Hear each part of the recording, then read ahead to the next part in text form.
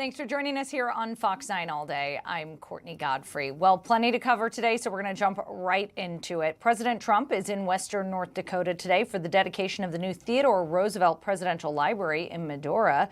The $450 million museum celebrates the 26th president's life and legacy ahead of its public opening on July 4th. Trump is expected to deliver remarks during the ceremony, and that is expected to start in a few minutes. As soon as it starts, we will take you there. Let's jump into weather, too, because we have some severe alerts happening across the region. Southern Minnesota especially is expecting to get some heavy rain. Jared joins me now. Jared, what's going on in the metro right now? Things are pretty quiet right now, but we're just kind of watching for things to change as we go to the close of the day. This is one of our cameras up north. I know a lot of folks head up north here this week. I know many people have been up there already. Some sunshine. It was a little cloudier this morning. There are just some puffy cumulus clouds, but pretty nice. People have been just sitting down at the beach here on the west side of Gull Lake. Here's your current conditions at the airport in the Twin Cities. We're at 79. Dew point continues to rise. About 3 hours ago, dew point was in the lower 60s, now up to 67. So it's getting more and more humid out there, and south wind sitting at 13 miles per hour. And as the dew points rise and temperatures rise, it just feels a little bit hotter out there as well. We're up north is what I would say is just right on that edge of feeling the moisture. We're down in southern Minnesota. Dew points are a lot higher. So it's starting to be that air you can wear with lower 70 dew points. Not as high as what we had on Monday, but we're getting back up into the 70s, which is just very sticky for us this far north. Things are pretty quiet on the radar. We're asking, Courtney, like what's going on with the Twin Cities and down south. Things are quiet at the moment. We're going to just do a little radar tour. Up north had some spotty showers for a little while. Here's a 3-hour loop. Now everything kind of tapered off, just some clouds here and there. We're watching Hinckley because that's where we're going to be for the town ball tour here this afternoon. Things should be pretty good as any thunderstorm development is going to be sliding out of parts of Iowa. And that's what we're seeing right at the moment as well. So we're going to zoom in a little bit closer because we're finally starting to see there's some isolated to scattered activity in northern parts of Iowa, but there's these little particular storms that I think are just going to slide in the southern parts of the state here and continue here as we head into the next multiple hours. So as we walk through futurecasts, expecting those storms to kind of hover over the border here and become maybe just isolated to numerous as we head into the late afternoon, evening hours, just starting as we're just say regular old thunderstorms for a little while here, producing some rain, some rumbles, maybe some small hail. But as the rest of the late afternoon, evening hours wear on, expecting these storms to just kind of blossom into larger clusters of storms. And that's when I think they'll become a little bit more powerful. And that's when we'll have this evening that potential to produce some large hail, some pretty gusty winds. There's the potential of isolated tornadoes and torrential rainfall as well. The dew points are so high now that's just fuel for some heavier rain. And if these storms just continue to track over the same areas, that's where just one storm goes over it, one storm goes over it, and then you're just going to have that rain and rain and rain that we'll have to watch out for. So kind of all modes of severe weather will be possible in southern Minnesota before I finish out the day. Now for the Twin Cities, there's hints of being just north of this. Can't rule out that, so stay sky aware here this evening, but best potential of severe weather will stay down in southern Minnesota and then spread across Wisconsin. If you're wondering about tomorrow, looks like some sunshine. Most of the day it'll be hot, humid, barely any wind. Late in the day, we'll watch for some scattered showers and storms to roll out of parts of the Dakotas as another little wave of energy slides on in. Back to today, though, we'll be watching for basically all modes of severe weather. So key time frame here is going to be this evening into the first parts of the overnight hours. Strong wind gusts, large hail, downpours, and then potential of a few tornadoes out there as well. So for northern Minnesota, I would say it should be a pretty quiet evening. There may be a few isolated thunder showers up north, but generally speaking, in terms of severe weather, down south is your best potential. For the Twin Cities, we're just north of that area in that slight risk, meaning that we're watching this area. There's still the potential, but really leaning toward most of those storms and strongest storms staying to our south. But still, can't rule it out for the Twin Cities to have some of those come near us before we finish out the day. We're up to 84 later on, so we'll continue to rise in the temperatures. Moisture will continue to rise as well. There's a level 3 risk of severe weather just south of the Twin Cities now. Tomorrow, 90, sunny, hot and humid, barely any wind. It's a great lake day for tomorrow. Just watch for things to break down at the end of the day on your Thursday. So we're going to go from 84 to 94 tomorrow. Late day showers and storms for the Twin Cities. This will maybe arrive by sundown or after dark into Friday morning. Morning rumbles are still out there. Rest to Friday pretty quiet and just warm and humid again. 4th of July, 86. The weather right now looks unsettled. just meaning that we'll have some scattered showers and storms on Saturday. Can't rule that out across the state. As we inch a little bit closer, hopefully we'll be able to narrow that down, how it's looking in terms of timing and placement of any thunderstorm activities on the 4th. For all the boat parades and fireworks and everything that's going on, we'll be watching that afterward. More of the same, sunshine 80s and overnight lows pretty warm. If you are camping without the AC, it's going to be pretty humid most days, day in, day out. It's feeling like a summer-like forecast here. But we'll keep an eye on the radar this afternoon as things progress here, Courtney, and just in case something does fire up down in southern Minnesota, we'll break in and let you know what's going on. Yeah, a lot of cities are watching your forecast, Jared, because they've got some big fireworks shows going on, so they're counting on you. Yeah, it's an exciting time, so hopefully things work out in the right direction, but you still got to say that some people are probably going to have that interrupted. Hopefully not, but it kind of looks that way right now. And by the way, I love that air you can wear. Can you trademark that? I can't take credit for that, but yeah, I mean, if you're out on Monday, it was definitely that way, right? Definitely air so you could wear on Monday. All right, Jared, thank you so much. All right, and like Jared said, tomorrow is going to be great boat weather, 90 degrees and sunny. So we have to talk boat safety. And as many of our viewers know, this is a topic that is very personal to me. About a decade ago, I lost my lower leg in a boat accident. And so safety is something I'm very passionate about. I'm super excited to have our next guest on. Alexa Score is a professional wake surfer. Alexa, you're also passionate about this topic, so thanks for joining us. Absolutely. Thank you for having me. So what's the biggest mistake you see recreational boaters make, especially on a weekend like this weekend where we have a lot of people out who maybe aren't normally out on the water, they're not regulars, maybe they're new to it. What do you see? Not being prepared. You kind of just said it. If it's not something that you're doing every day or every week, not knowing the rules is going to be your worst enemy. Understanding not only all the safety rules for the state of Minnesota, but for the individual lake that you're visiting.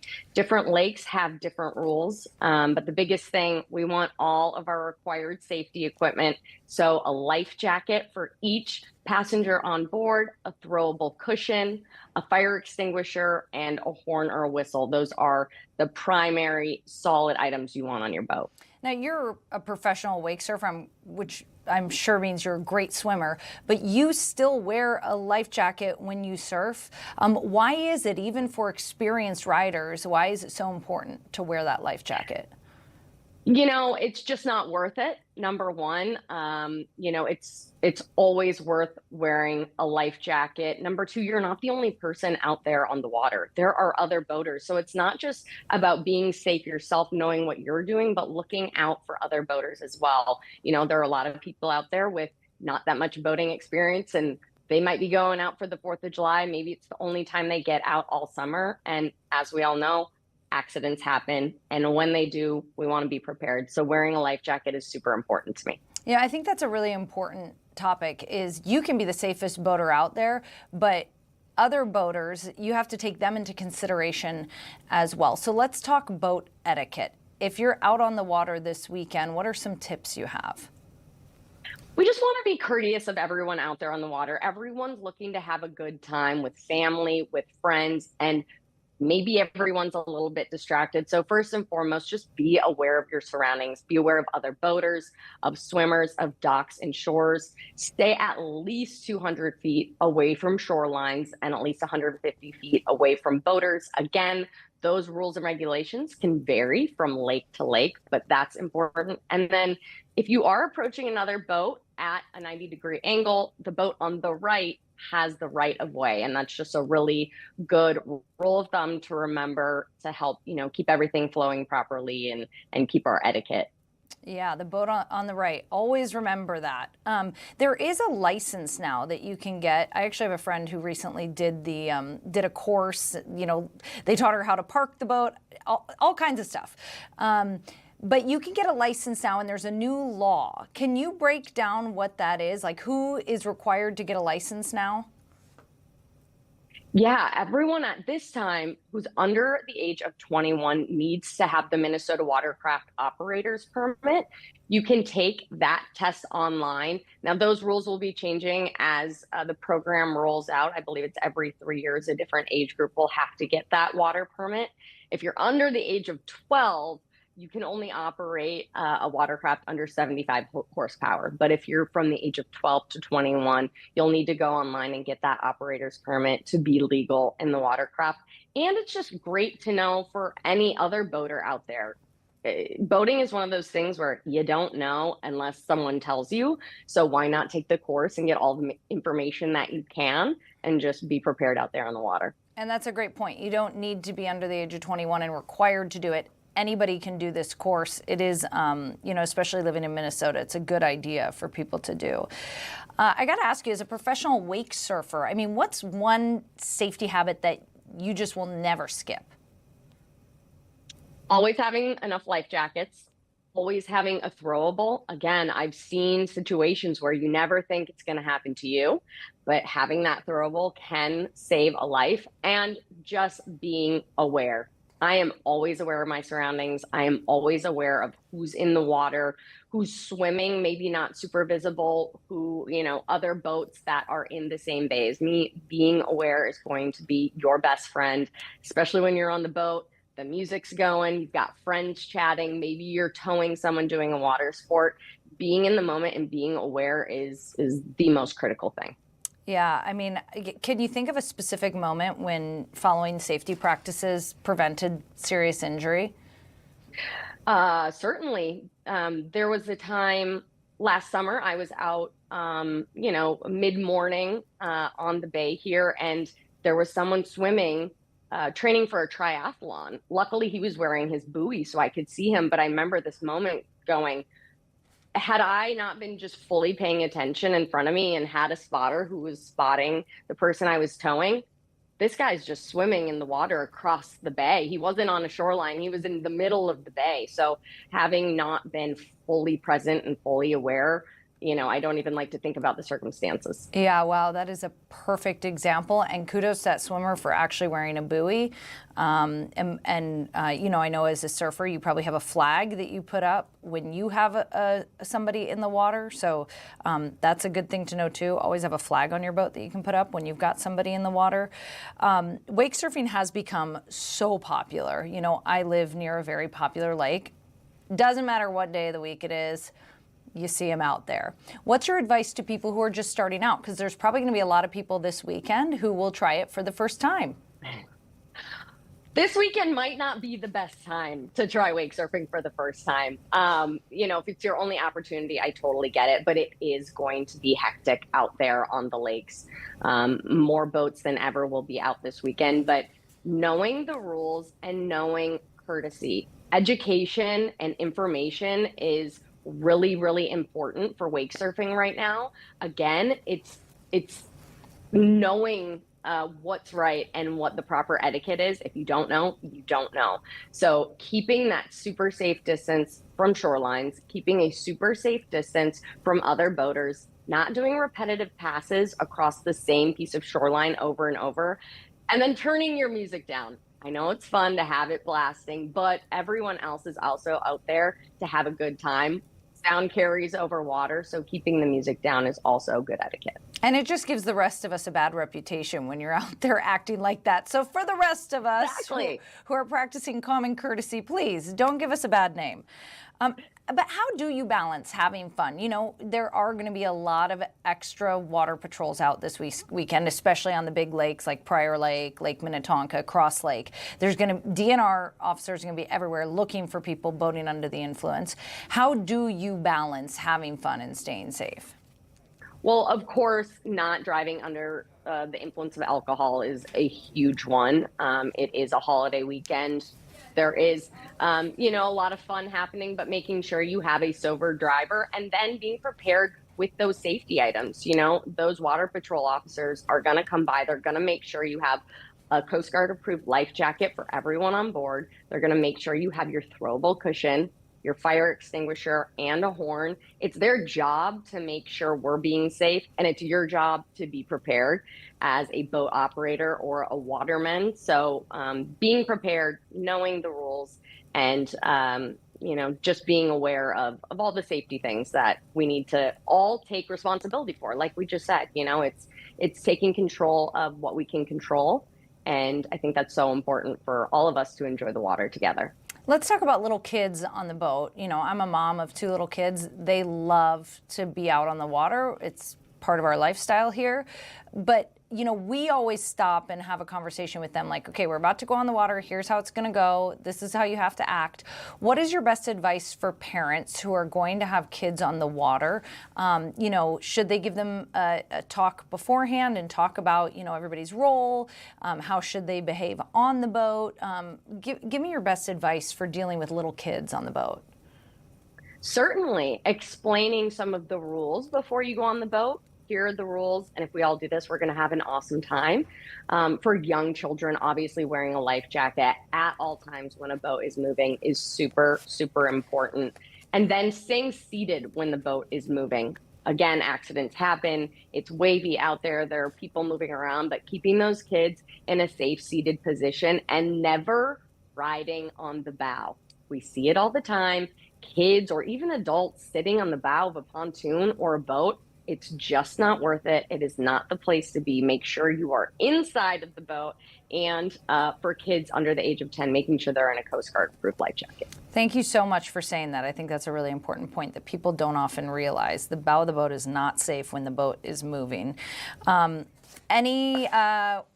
actually, I'm hearing that the president is coming out. So, but we've covered all the topics here. Alexa, I so appreciate you for joining us and for spreading this important message about boat safety. Alexa Score, professional wake surfer and Minnesota native. Thanks for joining us. Thank you so much for having me. Happy 4th. Happy 4th.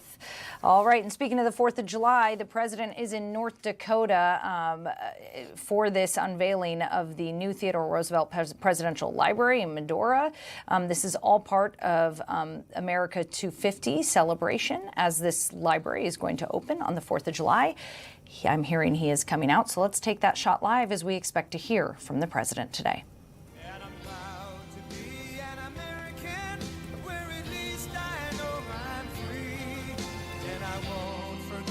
The men who died, who gave that right to me, and I gladly stand up next to you and defend her still today, 'cause there ain't no doubt I love this land.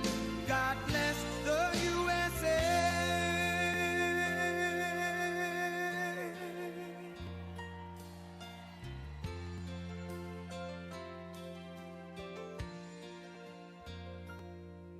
From the lakes of Minnesota to the hills.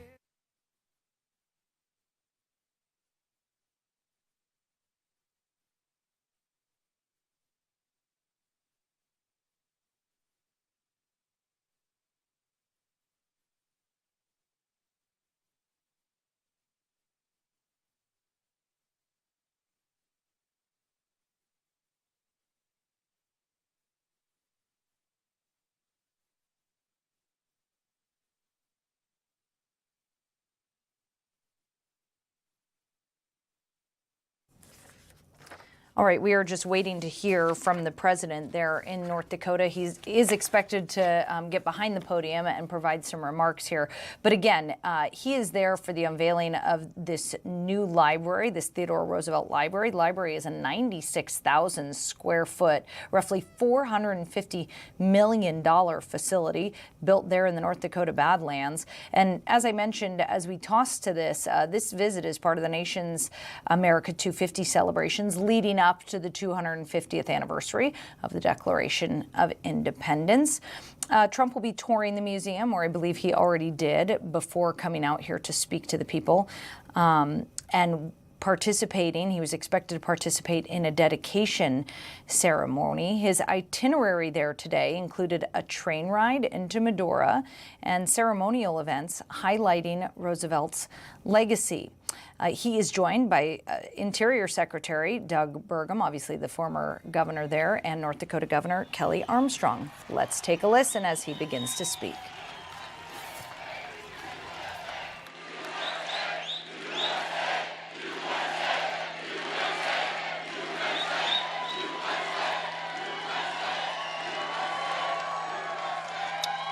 Well, I want to thank everybody. This is an honor. We love you, and you've been so nice to me with those votes. We set every record in the book. But today we come to the heartland of America to pay tribute to a man who embodied the heart and soul and fight and spirit of our country as much as anyone who ever lived. And he's a very special man, and that's why I'm here, President Theodore Roosevelt. And he loved your community, he loved your state, and he was quite something. He was really quite something.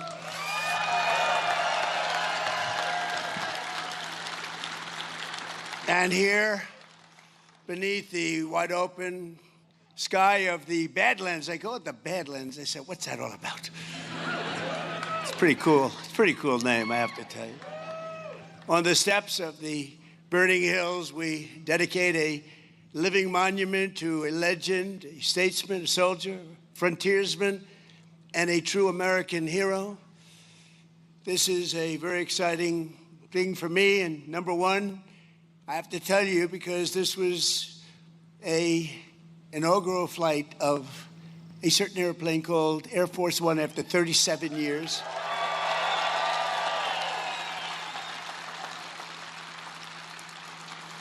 And it's a great plane, and we had a lot of fun with Doug and everybody coming over. But we talked about Theodore Roosevelt a lot, because he was something that was really very special. And number two, because I'm honoring Theodore Roosevelt, and that's the man who I have long admired. He's one of the few. I don't admire too many people, I have to tell you. There's not a lot of people out there. And number three, I'm back in North Dakota because I won this state with the most votes in the history of the presidency. Thank you. Thank you very much.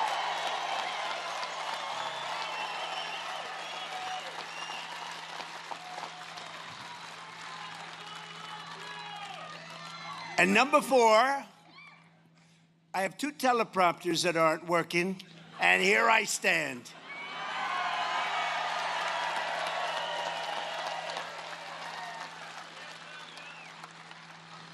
But TR once observed that I would not have been president about himself had he not been, and had it not been for the experience in North Dakota. He had a great experience here. It really shaped him so much. So there could be no better place for this new national treasure than the Rough Rider state. I met some of the Rough Riders. They are Rough Riders. They're good riders, too. They were very impressive. Today, 107 years after he passed into eternity, Theodore Roosevelt's Presidential Library opens its doors, and the small town, but very great town, and today it's a very famous town because that's all they're talking about, of Medora opens its arms to the entire world. The entire world is watching. It's not a big town, but it's a very powerful town because of what was left behind. I want to thank the thousands of people who worked so hard to make this project a reality, and you really did. You made it a beautiful reality. Very few places will top it. And starting with the man who put the library in its first funding, think of it, he did so much. He raised so much money. He did so many different things. He really did. He had a very complete life when you think. He was a real man of many forms of genius, and without whom it would never have been possible, Secretary of the Interior. And I'll tell you what, I thought he was an oil man, and he wasn't. I saw him on a debate because this guy was actually going against me. Can you believe it? But I thought he was very impressive. I thought his wife, Catherine, was even more impressive, to be honest with you. And so impressive that I said, he's a good man. That guy's all right. But he's been fantastic. He's been a tremendous Secretary of the Interior and the best ever. There's never been a Secretary of the Interior like Doug Burgum. Thank you very much. Thank you. Never been.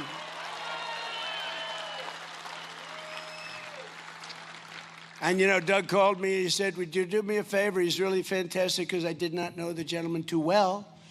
But he said, Kelly Armstrong is fantastic. Would you endorse him for governor, and I did, and he won easily. Kelly Armstrong, great job you're doing. Great job. And two of my very good friends, two warrior senators, tough cookies, tough. Oh, I wish they could get their way. We could get a couple of little things passed, like voter identification, like proof of citizenship. It's called Save America. You know, that's pretty good. Save America, can you imagine? We have 100% of the Democrats against it and 4 or 5 Republicans, if you can believe that. What are they all about? But these two people are with us all the way, John Hoeven and Kevin Cramer, senators. They're great. Two great guys. And a congresswoman who fights and gets what she wants, and she's very respected, Julie Fedorchak. Thank you, Julie. Very, very respected. And we have our ambassador, Monica. Where's Monica? Monica Crowley. Fantastic. Acting Secretary of the Navy, Hung Kao. And we're building a lot of ships. North Dakota House Speaker, Robin Wise. Thank you. Thank you. Doing a great job. State House Majority Leader, Mike LaFleur. Mike. Thank you, Mike. State Senate Majority Leader, David Hogue. Thank you, David. And all of the members of the North Dakota legislature, I hear every single one. I'm not going to introduce you. You have no chance of that. I'll be here all day, but you're all here. We love you, and you've been with us from day one. Thank you very much. Thank you. And the CEO, who's done a fantastic job, he took me around. I thought it would be maybe 10 minutes, 5 minutes. I've been doing this for 2 hours. Thank goodness I love the subject, or I would not have put up with it. Doug said you could come in. You know, I'm prosecuting a war, which we're winning very easily, by the way. But I said, Doug, let's fly in. We'll do 10, 15 minutes. I know I'm going to love it. And then I'll get out. Oh, absolutely, sir. So then time comes. He got me making speeches. I was over there 2 hours. I know more about that museum than the people that built it. But that's okay, because they did a very good job. I can report that they did a really good job. The CEO of the Theodore Roosevelt Presidential Library, who really did give me a tremendous amount of knowledge, about things that I never would have thought could have been possible about how great this man was, Ed O'Keefe. Ed, thank you very much.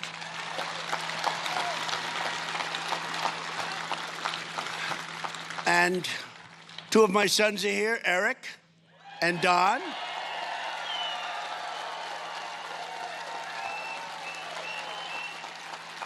And Bettina, thank you very much. Don just got married. Bettina, thank you. It's going to be great. Thank you very much.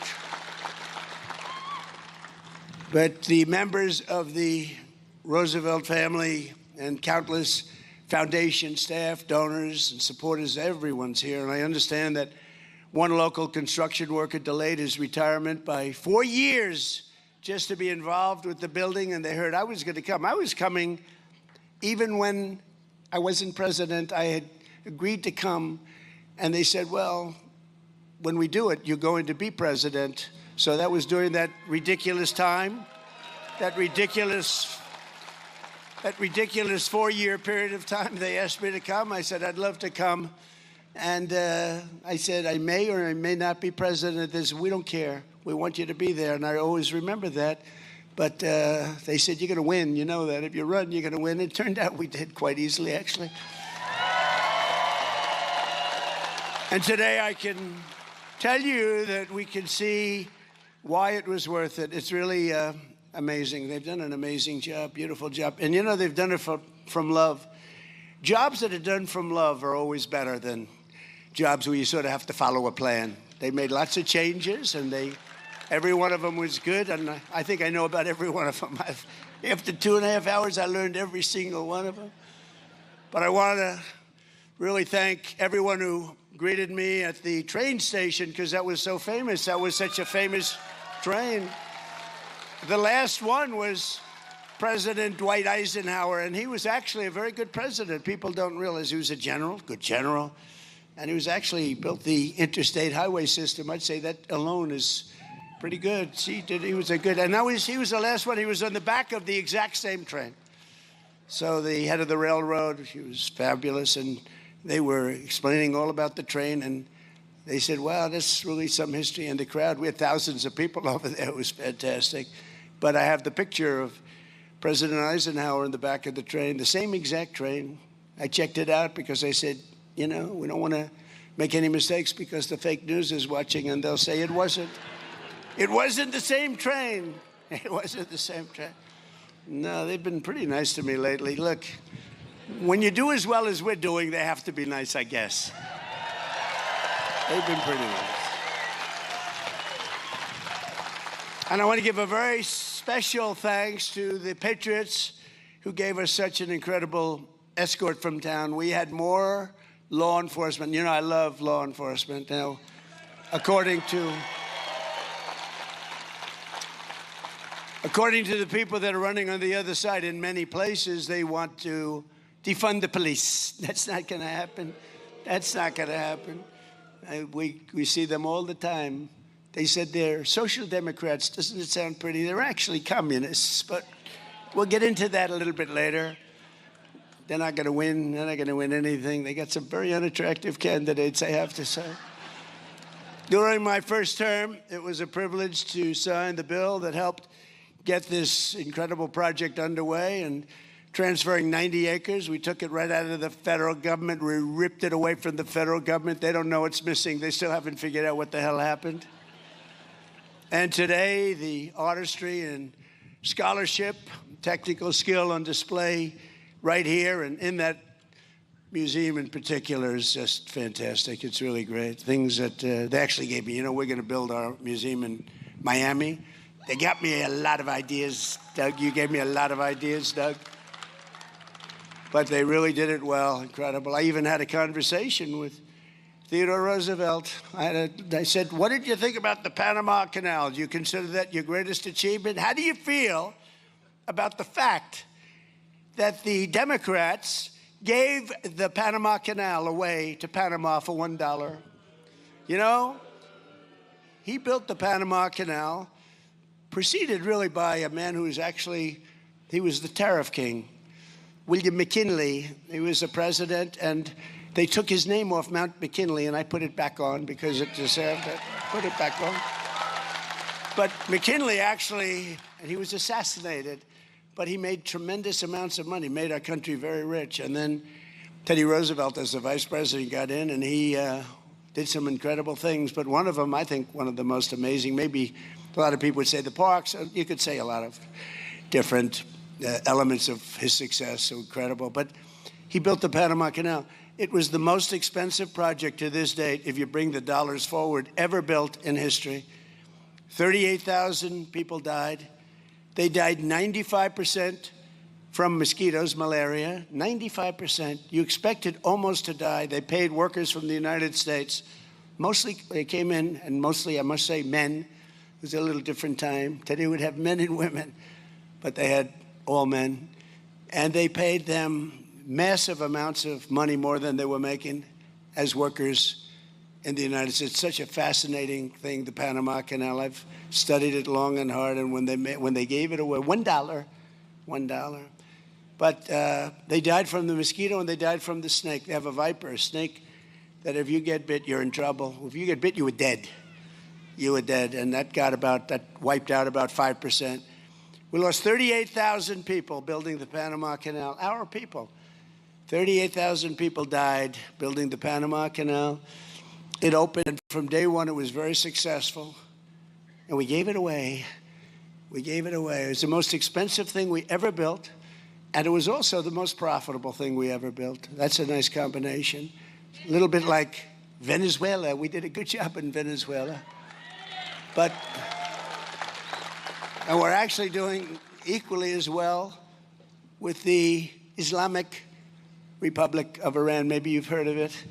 But think of it, the Panama Canal, so we gave it away. The first thing they did, you know what they did? They raised the prices for the ships by 4 times. And they didn't lose one ship. And then they raised it again twice.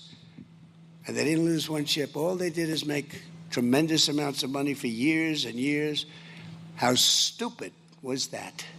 And now China is trying to take over the Panama Canal, and we're not going to let that happen, okay?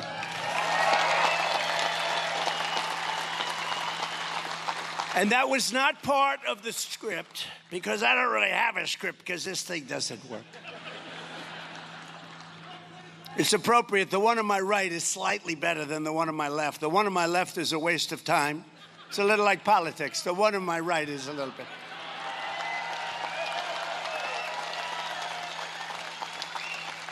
It's not great. I'd give it about a 2 on the scale of 10.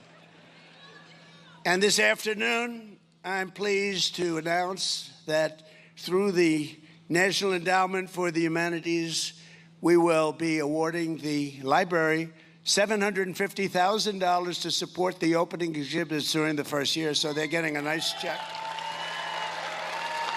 Getting a nice check.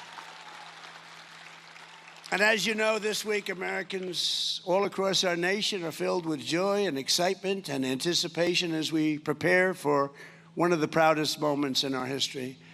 250 years, think about that. 3 days from now, we will celebrate the 250th anniversary of the signing of the Declaration of Independence. What a document that was.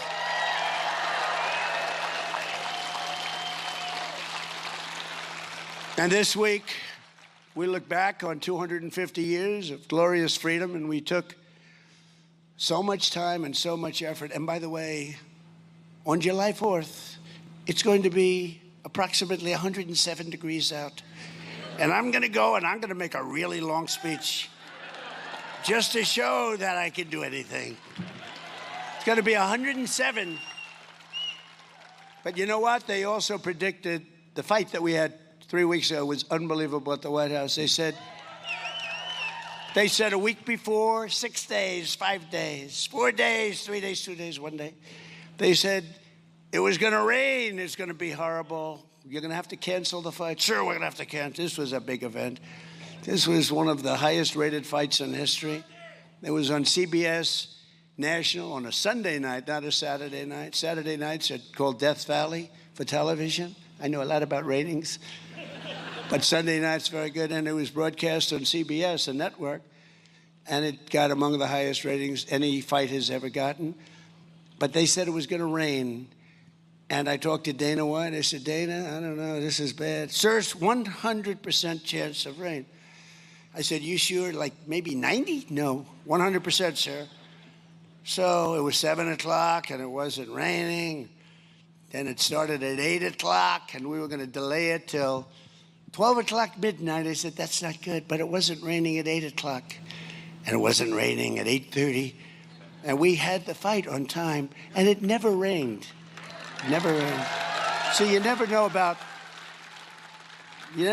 weather forecasting, do you? With all the money we spend all that money. That's happened before. We had a big march in Washington. You remember that? That was going to be rained out, sir. We're going to have to change it. Rained out, never rained. So we're getting pretty good at that. But this is a time to rediscover the indomitable spirit that built our country and all that will ensure America always remains the most exceptional nation on the face of the earth. We're not going to let communists get in our way. We're not going to let anyone get in our way. Not the communists. It's a very unattractive lot. They're not going to do it. They're not doing anything. Those people, what they're doing, they're so stupid. They're so stupid. There could be no better place to begin this rediscovery than with the life and times and passions of Theodore Roosevelt. He had great passion. The Colonel, they called him, was an American man. He was really a great he-man. He was an American man through and through. His chest swelled with American optimism, confidence, enthusiasm, pride.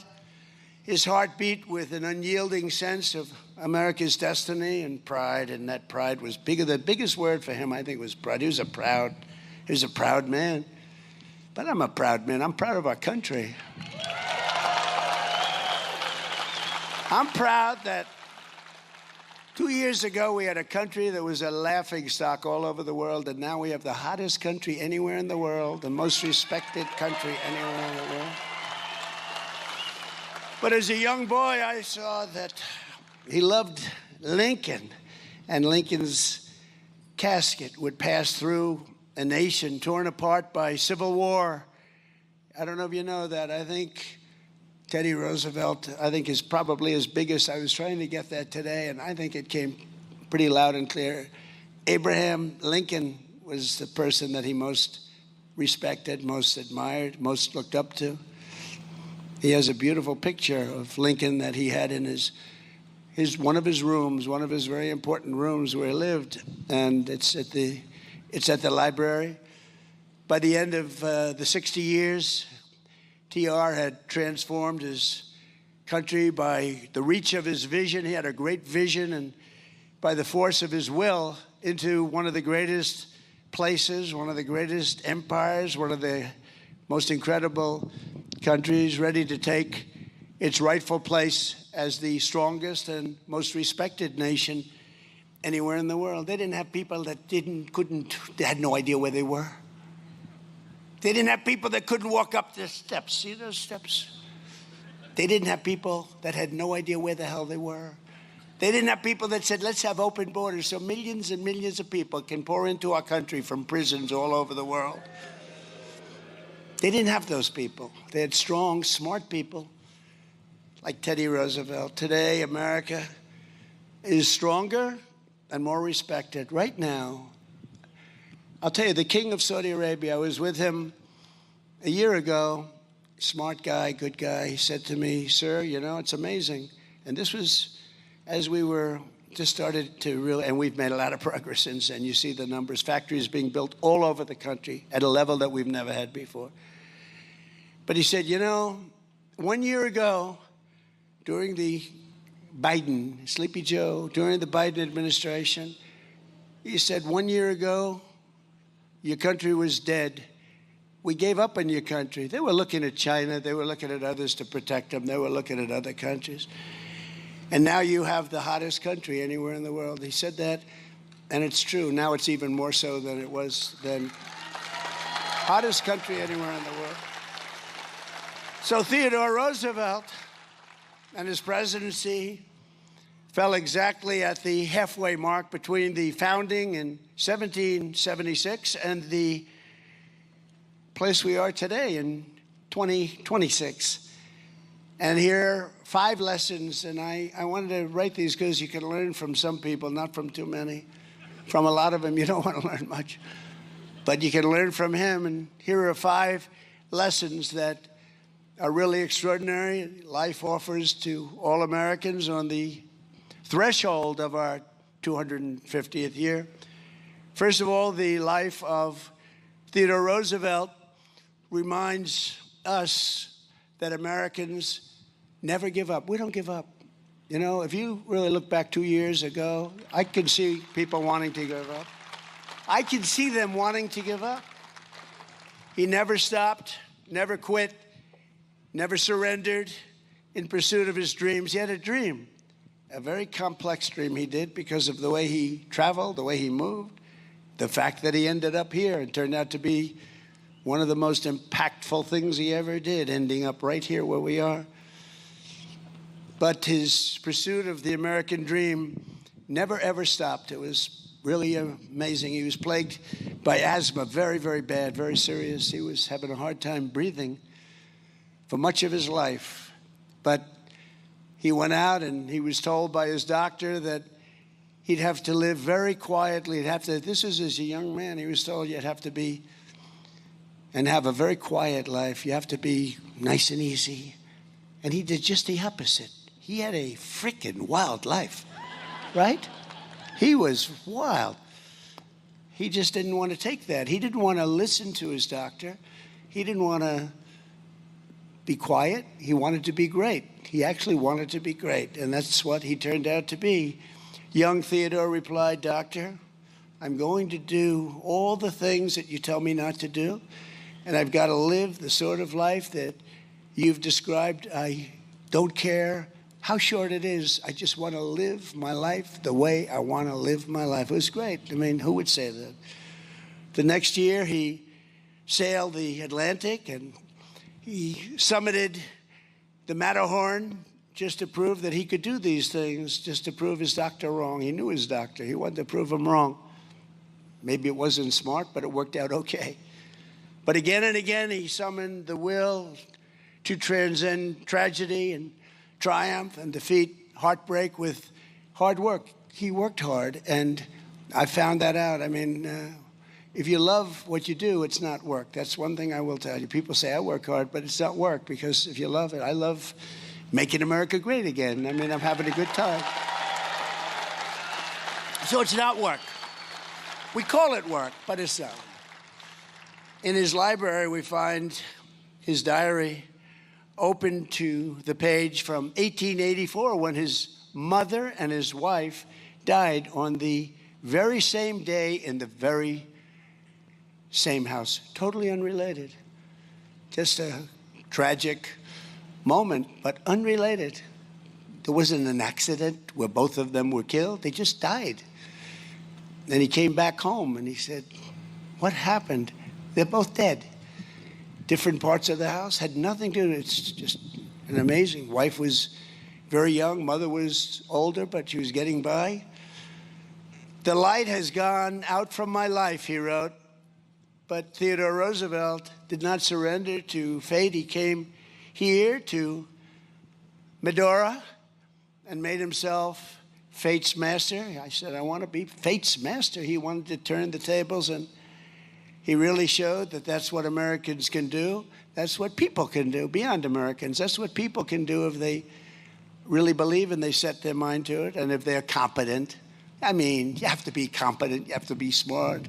It's nice to say anybody can do it. Not anybody can do it. They'd like to say, oh, anybody can do it. No.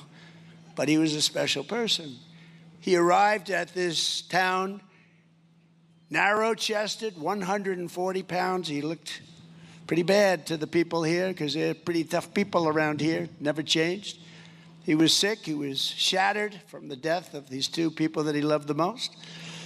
And his body and his spirit were pretty much broken. Not broken enough, but pretty much broken. If they were broken all the way, he wouldn't have been able to do what he did. He left here 2 years later. He weighed 40 pounds more, and he was strong as an ox. They say it was 40 pounds of muscle. I don't know how the hell that happened. They didn't have modern-day drugs. Of course, the modern-day drugs don't do that either, do they? In fact, they actually take away the muscle. That's not good. How are we doing, doctor? Well, you lost a lot of muscle. That's not good. But we didn't have any of that. He was 40 pounds of steel, the vital man of vigor, who would become president of the United States not that long after he left. Wow, that's amazing. I know what it takes to do that. It's tough. As a sheriff's deputy, he heard 3 thieves had stolen the only boat in town, so he built another, and over 3 days chased the criminals 300 miles. He wanted all those poor criminals. We need a little bit more of that in our country, but we do pretty good. We have the best border we've ever had. We do pretty good. Think of it. We have the best border, strongest border. We went from the worst border in history in 3 months to the best border in history, so we do okay. But he was a man who could get crushed beneath a horse. He was crushed. Get up, and he kept riding. People said, you got to get back. We got to get you to, no, I'm going to keep riding. He could take a bullet to the chest, stand up, and keep speaking. He had a little luck. He had a lot of paper there.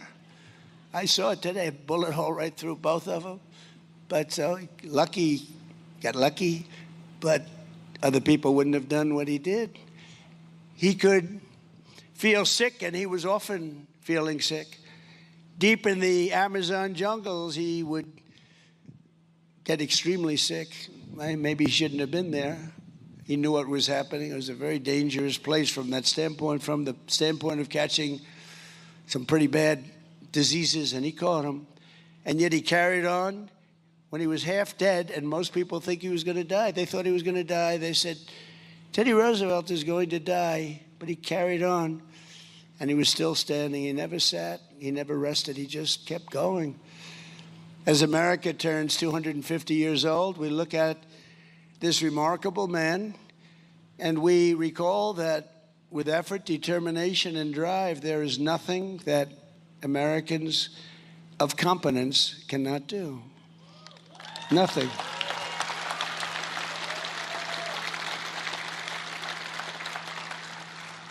Our ancestors were the people who raised up New York City from the marshes of Manhattan and then ventured into the Dakotas to carve up a life in the place that they called hell with the fires burned out. I don't know what the hell that's supposed to mean. Hell with the fires burned out. That doesn't sound so nice. But you did, and you've become a tremendously wealthy state, a very successful state with low taxes. I mean, you have great government.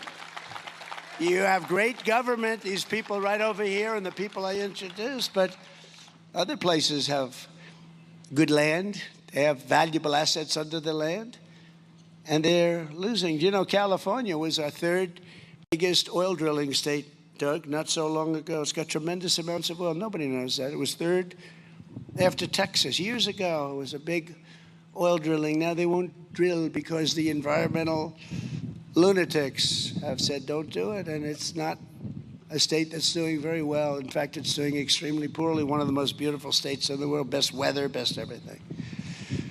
From winning our independence to laying the railroads, taming the West, and planting our flag on the moon, nothing great that America has ever done has come without staggering effort, and it has never come easy. It's been really an unflagging persistence that drove us into greatness. We had the persistence of great people, great men, great women. They were persistent. They never gave up. This country was built on the conviction that just because something is hard to do, that only means that Americans try even harder, and they succeed almost all the time. Because whatever the obstacle, whatever the challenge, it's no match for American grit. And you have it probably as much or more than any other place there is. You have American grit.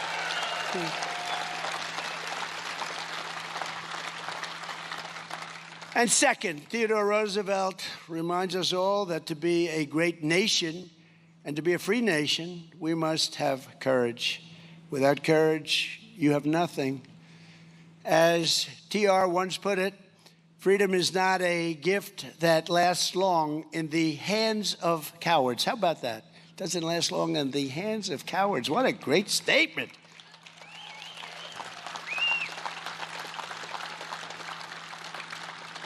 I want to use that. I shouldn't have said it. I would have used that statement, and I wouldn't have attributed it to TR. And they would have said, oh, what a great statement that is. Trump made a brilliant speech. What do you think, John? Would I get away with that? Kevin? I don't know. Maybe not. But that's a great statement. That's a beautiful thing to say. But in the West, he tracked a 1,200-pound grizzly. My two boys know all about that. I say, are grizzlies dangerous? Is a grizzly bear dangerous? I looked at Eric and Don. They know more about that stuff than any human being, I tell you. They said, they're real dangerous, Dad. I said, are they violent, bears? They said, they're really violent, right, fellas? You said they are violent, but that doesn't scare them. Just be scared, okay, and get the hell out of there.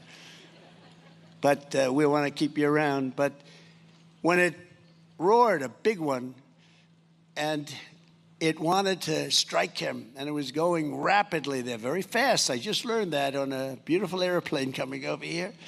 He shot it squarely between the eyes, and it fell, touching him but not able to destroy him. When he heard a man here threatened to kill him right here. One of your tough people. Is he around by any chance? Would you please stand up?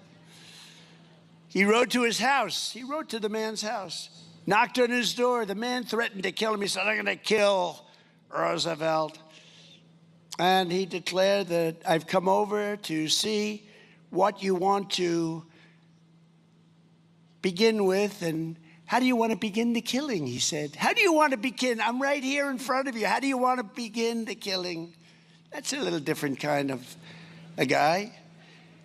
By a coincidence of history, it was exactly 128 years ago today that Colonel Roosevelt gave our nation one of the greatest examples of American courage the age-old chronicles of military valor have ever seen.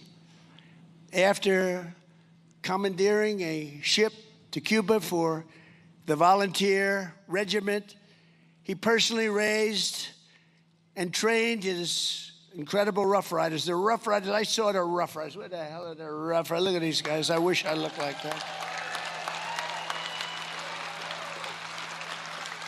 If I looked like them, I would have been president 20 years ago. You guys are great. Thank you. They could really ride those horses. They let us in. They were going faster than the car. I said to my guys, is there any danger in the way they're riding? Yeah, there's danger, sir, but they're great riders. You guys are fantastic. Thank you.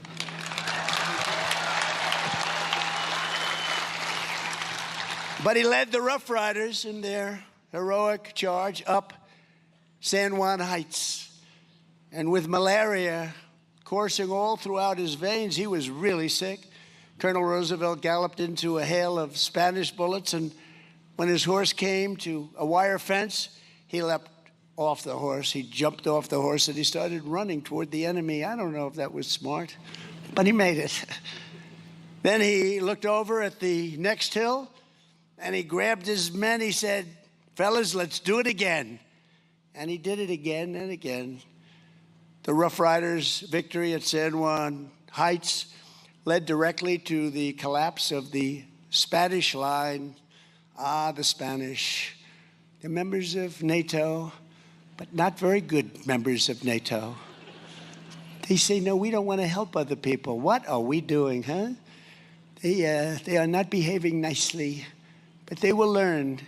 Soon after, they relinquished their grip on Cuba and Guam, the Philippines and Puerto Rico, and they were all ours. We got them all. And speaking of Cuba, after many, many decades, it's coming our way. Coming our way. But for his actions that day, TR was celebrated as a hero and eventually awarded the Congressional Medal of Honor. That's a big deal. And I'm thrilled to announce that just moments ago, 128 years after the Battle of San Juan Heights, it was my really great privilege to deliver his library and a very special little gift. In fact, I gave it to Doug and the president, a man who did such a good job in helping to build it. Doug raised a lot of money, got a president to be out here all day instead of 15 minutes. And I gave that medal. I took it off. We have a beautiful room, the Roosevelt room, this Roosevelt, by the way. And I took it off the wall, brought it over, and we just presented it. It's going to be in your library now for a long, long time.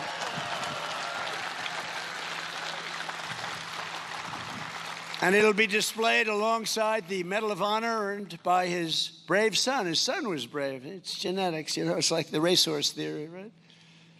Fast horses. Theodore Roosevelt Jr. on D-Day, he also received that incredible acknowledgement, except for Arthur and Douglas MacArthur. Arthur was his son, Douglas MacArthur, great general. They're the only father and son pair to receive our nation's highest military award for courage above and beyond the call of duty. Now, as I see my two beautiful sons sitting there, I think I'm going to give one to myself, one to them, and we'll have a threesome, okay? I'll pick out one of the two. I'll give them the Congressional Medal of Honor for something.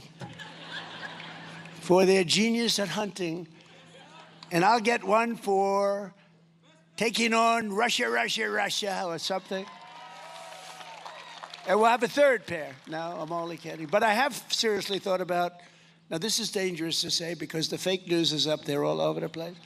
And when I joke, I learned early on, don't be sarcastic in politics.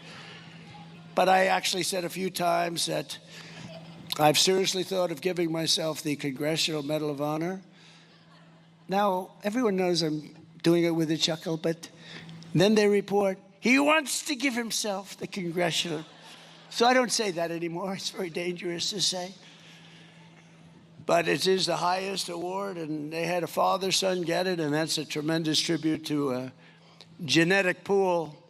As we enter the 250th year, Americans must never forget we are a historic and heroic people with a heroic spirit and a heroic purpose. And in this world, we are a very special group. American courage won our independence. It liberated millions and millions from slavery, rescued billions from tyranny, and sustained American liberty for 2.5 centuries. And we're not going to lose it to this group of losers. Oh, can you imagine? Have you seen these people? Have you seen these people? The press is just building them up. They're losers, okay? They're nasty people, but they're losers. We'll teach them. We're going to teach them. They're not going to hurt our country. Without courage, there is no America today. If you don't have courage, we wouldn't have America today. We wouldn't be close. Third, Theodore Roosevelt believed in the America that really works and worked. He refused to accept failure, mediocrity, corruption, decay, or decline. And neither should we. That's why we can't take this nonsense that's going on right now. We're not going to take it. The first public cause he ever supported was a bill to fix the streets in New York City. He was very New York City and New York centric. You know that. That's where he came from. He was a pretty rich family. As the civil service commissioner, he fought tooth and nail to return federal hiring to a principle called merit. Merit, isn't that nice to hear? And by the way, do you know, a little while ago, not in yesterday's decisions, where we actually had a good day except for birthright citizenship, which will work out some way, but we had something called, do you know what we're talking about? We had something that gives back tremendous power to the President of the United States. And we won that, I think, 6-3. And it was taken away from another Roosevelt. It was taken away from FDR in 1932. It was taken away. And for almost 100 years, that's been up for grabs. Slaughter, it was called, the Slaughter case. And a lot of people didn't think it would ever be won. And we won it 2 days ago in the Supreme Court. It gives power back to the president at a time where the president really needs power. It's a great decision. It was the most important, and we won some others too. It was the most important decision of all of them, I think. But we'll take care of the birthright citizenship because that was not meant for rich people from other countries. That was meant for, actually, it was meant for the babies of slaves. If you look at it, it was a month after the Civil War ended that it went through. That's because it was meant for the babies of slaves. It wasn't meant for rich people from China. They came over in Gulf Streams. It was meant for the babies of slaves. So I believe, no, I know they got it wrong, but that's okay because they gave us something that nobody thought. But they also gave us something in one of the sessions a year ago. It was called merit. Our country now is based again on merit. So if you're a student with very average marks and you looked a certain way, or you acted a certain way, or whatever, and you get into the finest school in the world, and then you're somebody else that looked a certain way or acted a certain way, and you have all A pluses, and you have all great marks and board numbers that are through the roof, way above other people, but you don't get in, they get in. It's all over with. It's based now on merit. I don't even know if people know. The fake news didn't want to cover it. To me, that's one of the greatest decisions. And that took courage of the Supreme Court, because our country became great because of merit. We became great because of merit. And when you look at those soldiers that we have standing there at Washington, D.C., where we ended up, so we had one of the most unsafe cities, places, our capital, anywhere in the country. And now we have one of the absolute safest. You can walk anywhere in Washington, and we fixed up the monuments, and Doug was fantastic. We had 78 monuments, fountains, statues. We have the reflecting pond, which we did the best job of all, and they came in with box cutters and they cut it up, but it's working fine. We're going to let a little water out. We're going to redo it a little bit. But we fixed it up after 100, and think of it, it was 1922 that it came about, and from the day it was built, it leaked. From the day it was built, it didn't work. But when it did, when they had water, it was beautiful. It reflected Washington, the Washington Monument. It reflected Lincoln and Washington. Think of it. How beautiful. How beautiful. And these people went in and cut it up, and they got caught. We'll see what happens with them, but they got caught. But they put a big gash, 350 feet long. Think of that, 350-foot gash along the side of this very expensive material. But it will have it all. It's already good. We want to have it done for July 4th, and it was done for July 4th. And it's operating right now, but we'll let a little water out. We'll fix it up very quickly, Doug, and it'll be just as good. But we have, for the first time ever, what they don't say, we spent a very small amount of money, too. What they don't say is Barack Hussein Obama. Have you heard of him? Barack Hussein Obama spent tens of millions of dollars trying to fix it, and it was a disaster. Sleepy Joe Biden spent millions of dollars trying to fix it, and he was unable to do it. But we did it, and it works beautifully. It's a beautiful, we got rid of the algae, which they put in. They put in algae. Who the hell put in algae? They had a couple of people with signs, protect the algae. Can you believe this? This world has gone crazy. But today, I'm proud to say that after 4 years of decline, America is once again a nation that has strong borders, is respected by everyone, all countries all over the world. They respect your president, and they respect you. When they respect your president, they respect you. And we solve problems, and we take things on, just like Theodore Roosevelt took things on. He took them on directly, right at them. He stared in their face. But our laws will be enforced. Our laws will be protected, and our law enforcement is respected again. You know, one of the things that I'm most proud of, when I was running in the campaign and even before I announced, you could not get people to join the military. We had the worst years we've ever had under Sleepy Joe Biden. He had no idea what the hell he was doing, and people were ashamed of our country, and you couldn't get them to join. And then we had a beautiful day, November 5th, and we won by a lot. We won by just a lot. It was incredible. We beat a woman named Kamala. We beat a brilliant young woman named Kamala who had no clue. She was the border czar. She never went to the border. She never called the Border Patrol. I said, fellas, do you ever get a call from Kamala? She's the border czar. No, sir, she never called. I used to call them every other day. How are we doing on the border?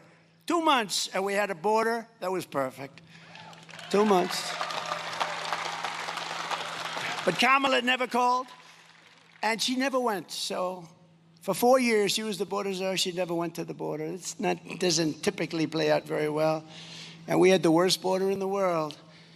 But these are the people that were running our government, that we were a laughing stock all over the world. Not anymore. They don't laugh at us anymore.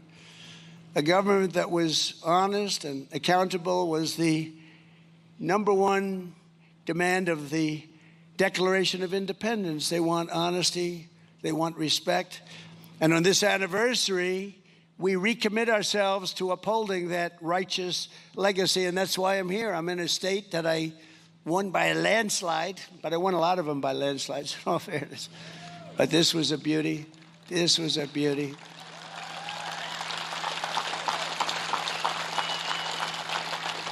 And I refuse to tell you.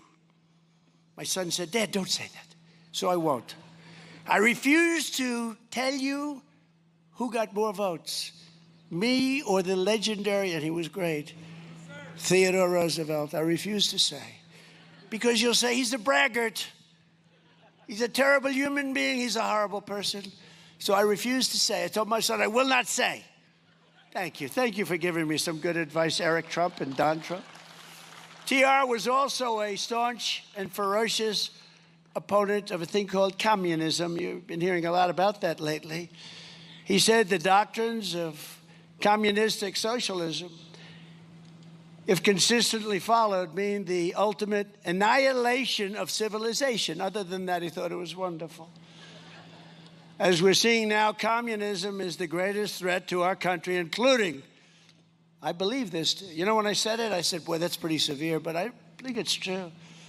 It's the biggest threat to our country, including World War I, World War II, Pearl Harbor, September 11th. I think it's a bigger threat, potentially a bigger threat than that, because it's like a cancer that spreads, and you better stop it fast. We will never let the United States become a communist country. Won't happen. And fourth, thank you. Fourth, Theodore Roosevelt believed in an America that thinks big. He thought big. He was a big thinker. He was a tremendously big thinker. On the 4th of July in 1886, he spoke in Dickinson, North Dakota. Anybody from Dickinson? And said, like all Americans, I like big things, big prairies, big forests, and mountains. I want them big. He wants big wheat fields. He wants tremendous railroads. Let them be big and beautiful and powerful, and herds of cattle. He wants everything big. He wants big factories, steamboats. He wants everything big. It was cool. I mean, I thought it was great because I feel that way. I've always felt that way. Theodore Roosevelt wanted a big future, and he had big dreams for America. And thanks to him, we built the Panama Canal, that beautiful Panama Canal.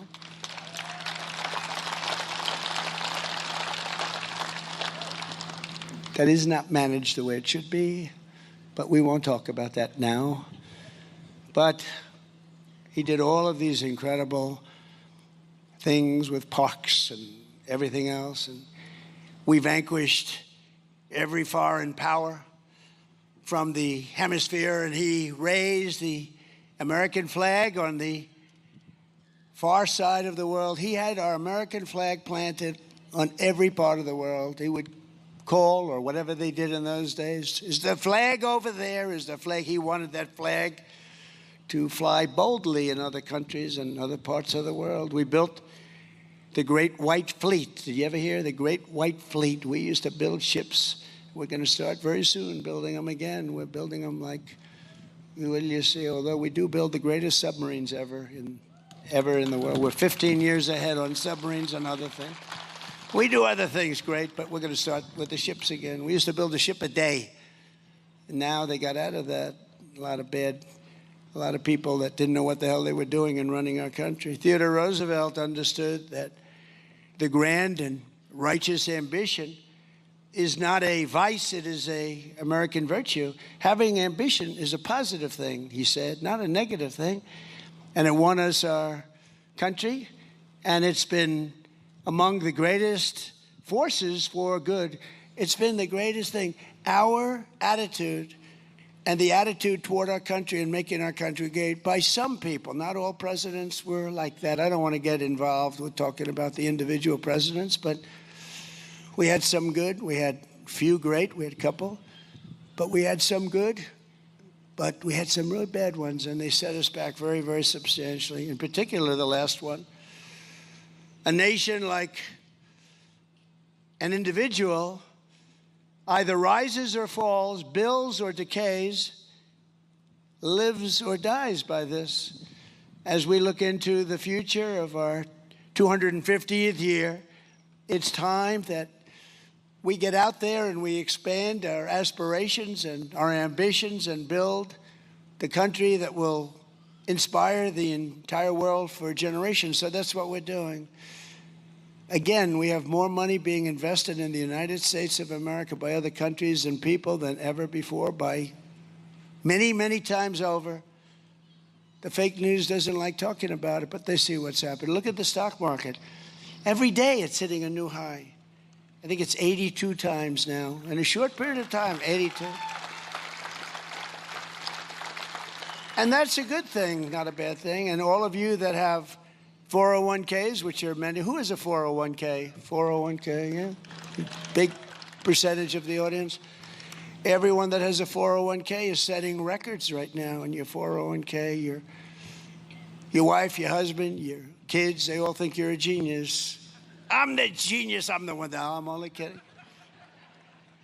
No, I told the story the other day for the first time. A policeman came up to me, a big, strong, good-looking guy, and he said, "Sir, I want to thank you." He was almost sort of crying. I said, "What do you want to talk to me about, officer?" He was standing on line. He was watching as I shook hands with people. Some of these people are extremely strong in shaking hands. They break your hand because they're so emotional. "Sir, thank you very much." A guy's an NFL offensive lineman. "Sir, I'd like to thank you very much." Why?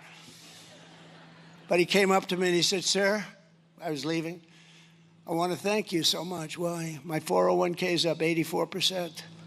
My wife was disgusted with me for years. It was just going in the wrong direction.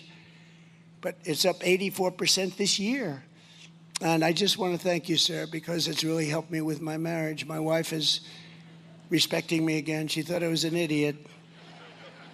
This is a big, strong guy. But the women, you know the women rule. You know that. We know. All the guys in there, you know. This guy is a big, powerful guy, and he was petrified of his wife. But you know what? He said, my wife now respects me again. She thinks I'm a genius. She thinks I'm Warren Buffett. She thinks I'm one of the greatest investors. But they are up. But everybody in this room, there's not one person here that hasn't been going up 50, 60, 70, 80%. Your 401ks, you're making a lot of money. Everybody is. And we have more people working today than any time in the history of our country. We have more people working today than at any time. And we inherit a tremendous inflation problem from Biden. We inherited the worst inflation in history. 48 years, they say, but let's say history. It was the worst inflation, and prices were high. And those prices are all coming down. And you see fuel is coming way down. It's dropping like a rock, just like I said. Because those boats are coming out of the Hormuz Strait. They're coming out by numbers that nobody ever saw. We're setting records, actually. The oil is dropping. We have some great oilmen here. I don't know if they're happy or sad. I don't give a damn if they're happy or sad. I want the prices to go down, and the oil is dropping like nobody thought possible, but I told you it would. Total control. We have total control of everything. This is just the beginning of the golden age of America. We're in the golden age of America, and America is going to experience something that I can truly say, I believe, the best is yet to come. It's going to be coming, and it's here, but it's coming at speeds that nobody thought possible. Finally, Theodore Roosevelt understood that whatever our background, we are all Americans. We're Americans first, united under one flag. And we don't wipe our hands on a flag. Did you hear the person? One of our communist people. But they cleaned it up. The press cleaned that statement up. You know that, right? She didn't use the word hand. She used a different word, a disgusting word. They're disgusting pigs. She didn't use the word hand. They said hand. She used another word. You know what word I'm talking about. These people are a disgrace.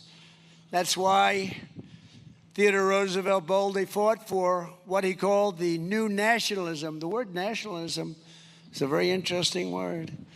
Putting the needs of the whole nation and all of these people above partisanship, lobbyists, crooked politicians. This one thing with these guys, they are honest as hell. I'd let you know if they were crooked, if John or Kevin were crooked, I'd say they're crooked pals, but they're honest. Maybe they're too honest, actually. We got to get a little action going here, fellas. But no, these are great politicians. They're great people. That's why you put them back in office in record numbers, the two of them, all the time. But TR knew that true patriotism demanded caring for the worker, the environment, and the health and culture, and integrity for the nation itself. He was something special. He was a really great man. He was a man the likes of which you may never see again, but we'll all get close and we'll all try and duplicate what he's done, because he was a man of unbelievable genius and unbelievable toughness and principle. So I want to just say that it's an honor to be with you. It's an honor to be asked to represent our nation in the opening of what will be a truly great library, museum, or center. Call it what you want. And he deserves it as much as anybody that's ever been president of the United States, which is such a great honor. And I just want to thank everybody for being here on this extremely hot day. It's a beautiful day, and it's a beautiful state. And I want to thank you all. Thank you very much, everybody. Thank you. Thank you very much. Thank you.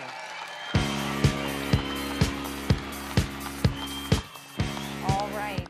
You have been listening to President Donald Trump speaking in Medora, North Dakota. He was there for the dedication of the new Theodore Roosevelt Presidential Library. This visit is part of the nation's America 250 celebrations. That new library is going to be 96,000 square feet, roughly $450 million, built in the North Dakota Badlands. It explores the life and legacy of Theodore Roosevelt, that library, and will pay honor to him and his commitment to the national parks and his time spent there ranching in North Dakota.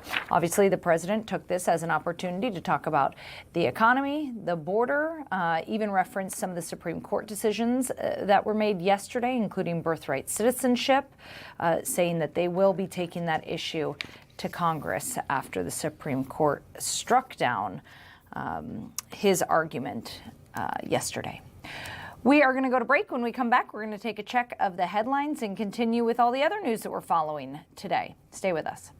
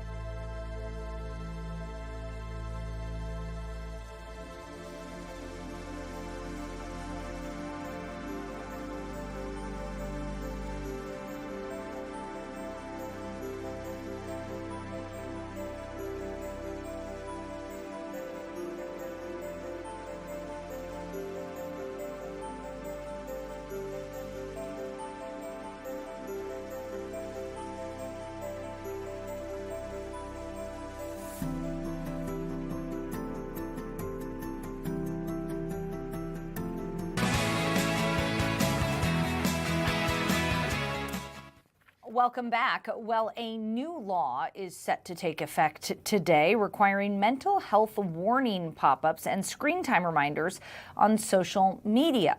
But as of this morning, the notices have yet to appear on your popular social media apps. A trade group representing companies including Meta and X has sued to block the law, arguing it violates free speech and is unconstitutional. That court case is pending in federal court currently. And a U.S. Senate candidate convicted of throwing a live tarantula at an Airbnb tenant has been sentenced. Marissa Simonetti of Edina will serve 90 days in the Hennepin County Workhouse on work release following 2 years of supervised probation. She was also ordered to undergo domestic abuse counseling, complete a mental health evaluation, and have no contact with the victim. Well, light rail riders, listen up. We've been warning you about this day, but the Green Line shuts down today between the West Bank and Target Field, adding to those Blue Line closures that were already in effect. Buses are replacing trains while Metro Transit completes major maintenance, but riders should expect delays through much of the summer. The Green Line will reopen at the end of July, and the Blue Line is closed until mid-August. And good news for Lynx fans. Nafisa Collier has resumed on-court basketball activities and will continue increasing her workload over the next 2 weeks. So a return may be in sight. The Lynx say another update on her rehab will be provided when available. Well, and it's a win-or-go-home match for the U.S. men's national team tonight in World Cup world. The Americans take on Bosnia and Herzegovina in the World Cup round of 32, looking to keep their tournament run alive. A win, of course, sends Team USA to the round of 16, while a loss ends their World Cup journey. Our very own Dawn Mitchell is live in Minneapolis at a watch party right now. I hear that we have her on the line. Dawn, you there? Nope, I'm being told we don't have her quite yet. Kara's getting that all settled for us, but obviously a big game tonight for soccer fans, and they're in PV Plaza outside of Britt's Pub. There's a big watch party. They did this for the last U.S. game, as well as Britt's Pub has really become this landing spot for Minneapolis World Cup fans. Dawn Mitchell, I hear, is ready now. Hi, Dawn. How's it going out there? Hello, how are you, Courtney? Yeah, you know what? Right now, it's a little slow. I think people are still working. They'll make their way down here because earlier on today, of course, we had rain. There were a couple of England fans that were here. And I'll be honest, when I was here, they were down 1-0 to Congo. So the few England fans that were here were kind of a little down in the mouth. And then for our second hit, we went up the top of Britt's Pub.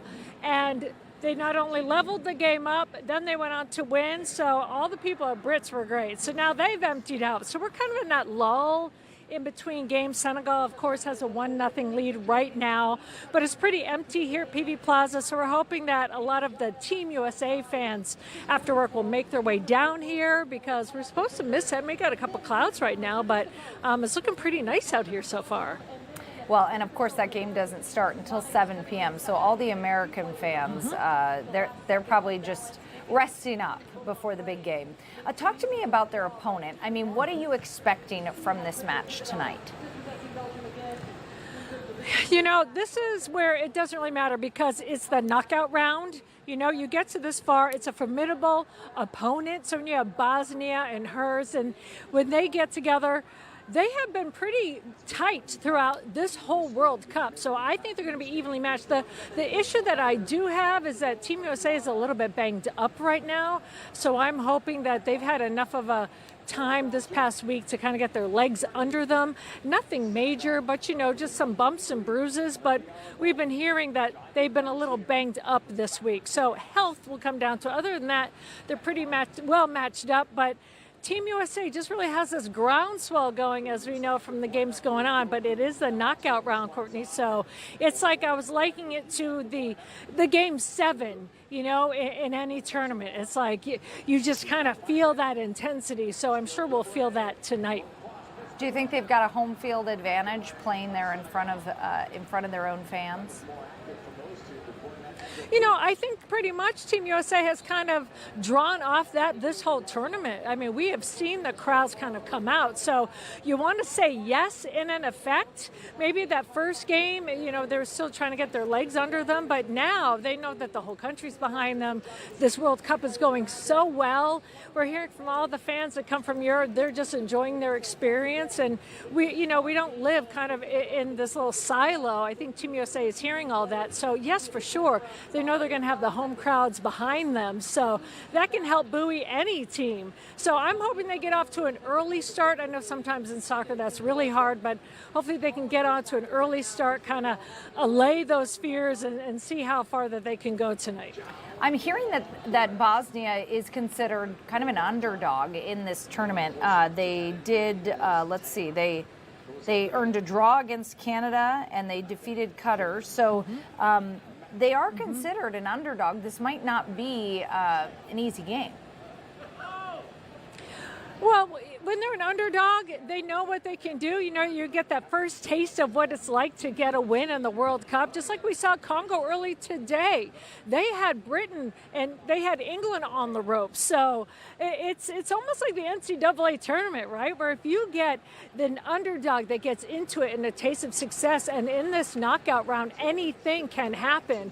And we heard that about Team USA in the past. Even at the beginning of this year, people weren't quite sure how Team USA would do.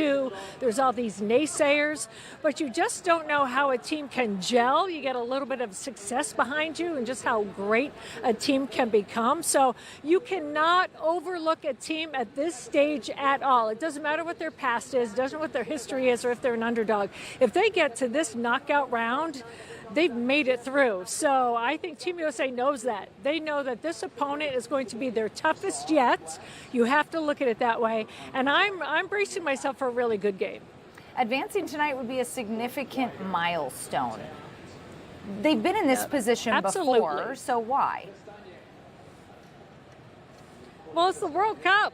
You want to get to this far. You want to see how deep you can go. And I know that the women's team have done really well, but in the past, the men's team, no, this is already a badge of honor for them. And you hear like Alexei Lawless and some Landon Donovan on the TV broadcast just talking about just how great this team is and reminiscent of when they played and they didn't get that far. So you got the whole country behind you. You have a team that's come together. You just hope that they're healthy enough and see how, if they can make it past tonight, what they can do, how deep they can go. If this team plays like they have coming into this game, I'm not saying they can win the whole thing, but they can go deep in the tournament. And then that's when you see where injuries really come to play on who they face next. But first things first, let's not think about winning it. You got to have a game tonight and you got to get through them. So that's what they have to do. What's the setup down there? They've got a big screen where people can watch. Yeah, so we can't show you the big screen, actually, because I think they're on air, even though it still is on Fox. So we'll show you, like I said, there's just a couple of workers and people right here. They've got a nice setup now. It is different from before. They were down lower on PV Plaza, and we'll swing around, Scott, to show that. So they're kind of blocking this off. Maybe a couple of people can go down there now, but there's some cordoned off areas where some damage was done from the tiles. Not malicious, but just when you had so many people down here in the opening games, and then you come here, because sometimes there's water down here. We had water on it from the rains earlier today, but they moved everything up here now to Nicollet Mall. And you see Brits Pub is right across the way. That was kind of a loud place earlier on today. So we're hoping to see this hall fill up today after people get out of work, get out of those office buildings, make their way downtown to see just how nice it is outside and have this great setup. So there's a couple of TVs throughout the way. There's a big screen over here too. We've got some workers right behind us that are kind of kicking the ball. They're waiting for some action too. And of course, Minnesota United, gracious hosts of this whole entire party down here. We're just hoping to get it filled up again like it was last week. Yeah, what a wonderful place to watch the game when the weather is like this outside. Enjoy it, Dawn.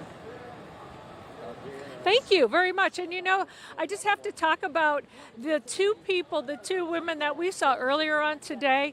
One of them said, you know what, I really want to keep watching this game, but every time I go to the ladies' room, England scores. Like, her family is English, she was born here, but she goes, I'm just afraid to go. But she's like, but all right. So, of course, she goes and they score a goal. So it was 1-1, but at least there's replays. But while we were live on air with her, they scored another goal. So I'm telling you, Fox 9 is good luck. She has the jinx of the restroom away. And so now I'm thinking anyone else that maybe for Team USA that comes on live with anyone tonight, I think they're going to bring good luck. Wonderful. I'm breaking the curse right now. Break the curse. When nature calls, I mean, what can you do? When nature calls, I said, you need to carry a TV with you everywhere you go. She said it happens for her at Vikings games too. And I'm like, I'm not going anywhere with you to like a restroom trip in my life if I ever meet you again, because they did score as soon as she left. I'm like, oh, what are the odds? Well, the odds are against her. But we broke the curse for her, so Fox 9 is her favorite now. That's wonderful. And her team won, and England won, so very happy. Already making friends down there, Dawn. Love to hear it. That's right. Of course. Thank you. Hopefully we'll have good news for you later. All right, thanks, Courtney. I hope so, too. I hope she's got some good news, too. That game is going to air tonight on Fox 9 at 7 p.m., so you can catch it there. We're going to take a quick break. We'll be back after this.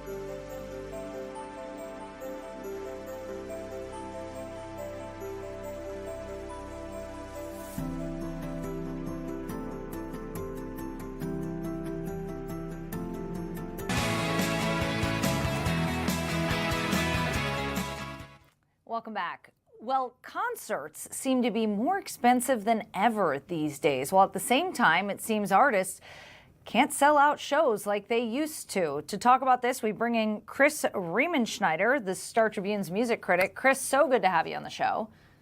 Yeah, good to be here. Okay, so talk to me about what's happening. First of all, why are seats not selling? We saw this this week. They announced they're doing a 2-for-1 deal for the Ed Sheeran concert at US Bank Stadium. He's come to US Bank Stadium before, filled the place, but now they clearly can't sell tickets. Yeah, well, that could have a little something to do with it. Ed Sheeran's career has faded a little bit. But also because he has been here before. He has played US Bank Stadium before. People have seen him before. So yeah, they're doing buy one, get one free specials. They started as Mother's Day specials. And that which I thought was kind of funny because he's such a wholesome, clean cut young man. But they're still offering those specials, and they're still having trouble filling that show. And there's some other concerts too. It's really a lot of the people that we have that have toured a lot, that I think people are, with the economy being what they are, those kind of artists are having trouble filling the seats, because if it's between the choice between seeing Ed Sheeran for the third time, or paying your electrical bill from the heat, it's not, people have to make tough choices. So I think that's a big reason why. But some of the newer artists there's a lot of new artists that are really hot tickets this summer. Noah Kahan's Target Field at the ballpark. His concert in August is one of the hottest tickets of the year. Olivia Dean at Target Center, her show's a big seller. There's a show this week, Alex Warren. He's another young newcomer that's going to sell out Grand Casino Arena. So, if it's someone new, people are lining up to see him. But some of these old standbys are having a harder time selling tickets. Okay, interesting. I also know like Meghan Trainor, Zayn, Pussycat Dolls, they all canceled their tours allegedly for unsold tickets. Is that, you think, just the same thing? Like, these guys have been around, people have seen them already, maybe their popularity is fading? Yeah, there's a little bit of the popularity fading, and it's not necessarily just that they're having trouble selling tickets. It's harder to make profits on tour right now, because gas prices went up. That's a big factor, for all their trucks and whatnot. Insurance, things, just the cost of everything has gone up. So it's more expensive to tour. So it's harder for these artists to make a profit. And I think some of those acts that were, borderline popular, they have to really fill those seats, or they're not gonna make any money. Well, it seems like what you're saying is these popular young artists are still filling seats, but my goodness, I'm seeing ticket prices like $1,000 to sit in the lower bowl for some of these popular acts. Yeah. How did we get to this place where ticket prices are this expensive?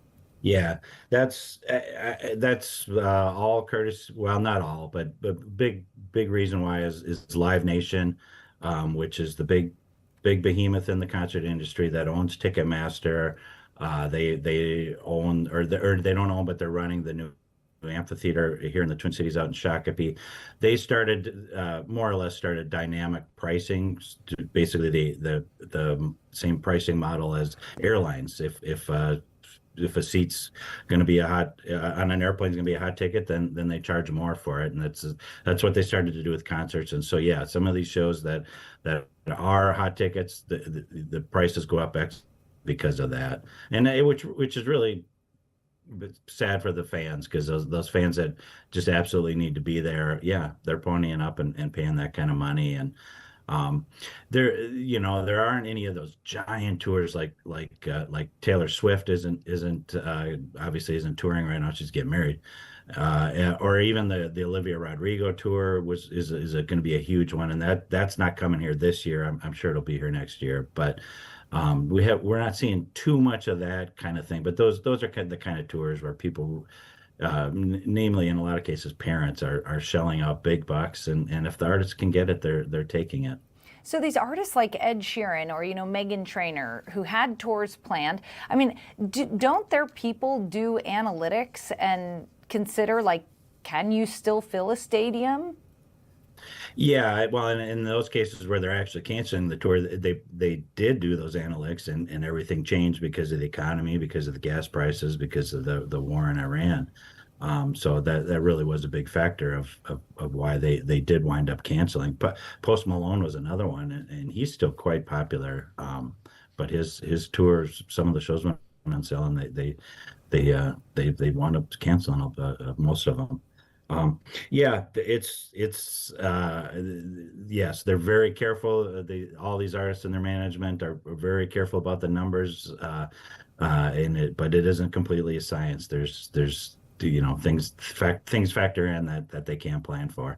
Well, and some venues are trying this tactic of like dropping prices. We've seen the new amphitheater in Shakopee try this. Yeah. Well, that's an interesting twist on this, because Yes, and the amphitheater is there's to a majority of their shows they're selling $35 tickets in their general admission area at the upper back. It's really a great area. It's a lot of fun, big lawn you can spread out on. The reason they're doing that is because Live Nation runs the venue.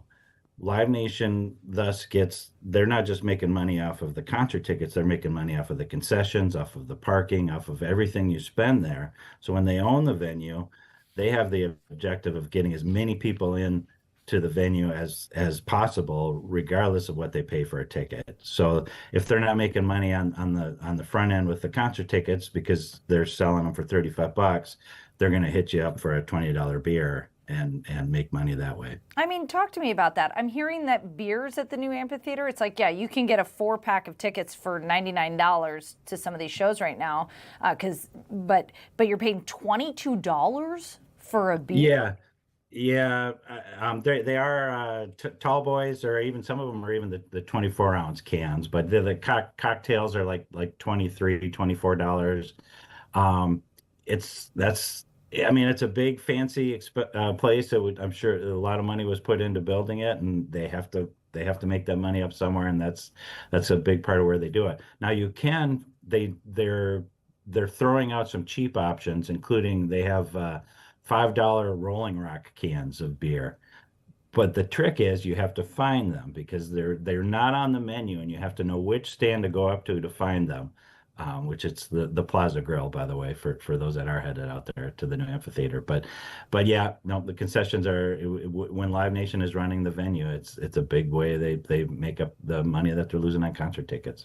So what do you take when we talk about this term blue dot fever has come about? But I'm hearing you say that there are still some acts who do sell out. What's your take on this blue dot fever and the fact that we've coined it? I mean, shows are so commonly not selling out right now, big and small, that we've coined this term.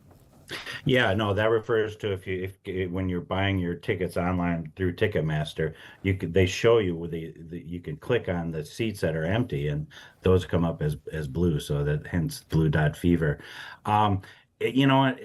Especially in the case of the new amphitheater, again, it's for a lot of the artists that have toured so much. I mean, they have like Train and the Goo Goo Dolls out there. I mean, these are acts that I swear I think headline the Basilica Block Party every other year.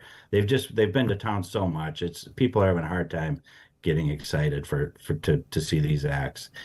So I just think it's with people having to watch their money more. They're not, unless there's an artist they're really excited about, or unless it's a $35 ticket. In that case, why not go? Otherwise, they're choosing to spend their money elsewhere. Yeah, it's interesting. And what about these no cell phone tours that artists are doing? Phoebe Bridgers is doing one. She's coming to Grand Casino Arena in September. They seem to be more popular. Yeah, Bob Dylan, who's playing the Mystic Lake Amphitheater on Monday, July 6th, he's done it for years. He doesn't want anybody taking videos or pictures at his concerts. In fact, we don't at the Star Tribune. We don't have I think our nearest oldest photo of Dylan is about 12 years old. We don't have anything any sooner because he just doesn't allow photography, doesn't allow videos. And yeah, some of the artists are doing it now too. I think in Phoebe Bridgers' case, I mean, she has such an audience that wants to film it for their Instagram and whatnot. It just became too much of a distraction. They do it at the comedy tours. The comedy tours have been doing it for years because the comics don't want people posting their routine that they need to do for the next year, and by the time people get to the show, then it's an old routine. So it's been done. It goes surprisingly smooth. You put your phone into these secure pouches that lock, and then on your way out you unlock it. They do it surprisingly efficiently, and I kind of enjoy it. Part of my job these days is videoing stuff for our website or taking some photos. So in that sense, I don't. It's a little annoying, but personally, I think it can be great if it's when you're really just watching the show. that's what we're there for. It's nice to get back to that sometimes. Yeah, right. What a concept, actually taking in a show instead of Yeah. recording it on your phone. I mean, who actually watches those videos later anyway? It's so Well, ridiculous. there's surprisingly a lot of people, and for someone like Bob Dylan, he doesn't, he's Bob Dylan. When it's an up and coming artist, it is exposure. If your people are posting your stuff like crazy over social media, it is a way for them to it's promotion for them. So it's a fine line between trying to maintain that intimate thing without the phones versus letting people, share the stuff on the internet. If they get excited about your music and want to share it, why not let them? So it's a kind of ongoing debate of what the policy should be on that. So if I'm a concert goer, I'm a little tight on cash, which I think everybody is these days, but I want to take in a good, affordable show this summer. What are your top picks? Oh gosh. I mean, honestly, really those $35 lawn tickets at Mystic Lake Amphitheater, Bob Dylan being a prime example. I mean, but he actually has two people opening for him, Lucinda Williams and John Doe of X. That's a great, if you see that for $35, you're seeing some legendary artists for a steal, I think. And there's a lot of other stuff out there. The Black Crowes who've been, they reformed and are doing great. Wu-Tang Clan for $35 out at the amphitheater. I think that's going to be great. Of course, but then that gets back to a lot of people who are diehard music fans wind up going to shows at like First Avenue or the Fillmore, these smaller venues where the tickets are usually only about 40 or $50, and you're seeing more up and coming artists, and any of those kind of shows. If it's any artist with a buzz at those venues, it's hard to beat that for 40, $50 too. Do you think that, lastly, because I don't want to take up your whole afternoon, it's such an interesting topic to discuss, and it's a popular topic right now. I mean, we've seen the prices go up so much. Do you think that artists can continue to do you think Live Nation can continue to do this? Where they're getting people to pay, where they're charging $1,000 for a ticket. Can this continue? Especially when you consider Blue Dot Fever, all these unsold seats? Yeah. Well, in the case of Live Nation, can it continue? There's the factor of their ongoing, attorney generals around the country are suing them, accusing them of a monopoly. So I mean, them with Ticketmaster, so that's a big factor there, whether they can keep doing it or not. That aside, yeah, they'll keep doing it. You talk about whether these artists look at the analytics or not. Live Nation looks at the analytics. Live Nation knows what it's doing to make money, and I think they will keep doing it unless there's some kind of government action against it. Wow. Just incredible. Love talking to you. Thank you, Chris, for joining us. Yep. Thank you. All right. That was Chris Riemenschneider, the Star Tribune music critic, talking about Blue Yeah, Dot. my pleasure. That was good. We're going to take a quick You break. too. We'll be back. Yep, you too. Bye.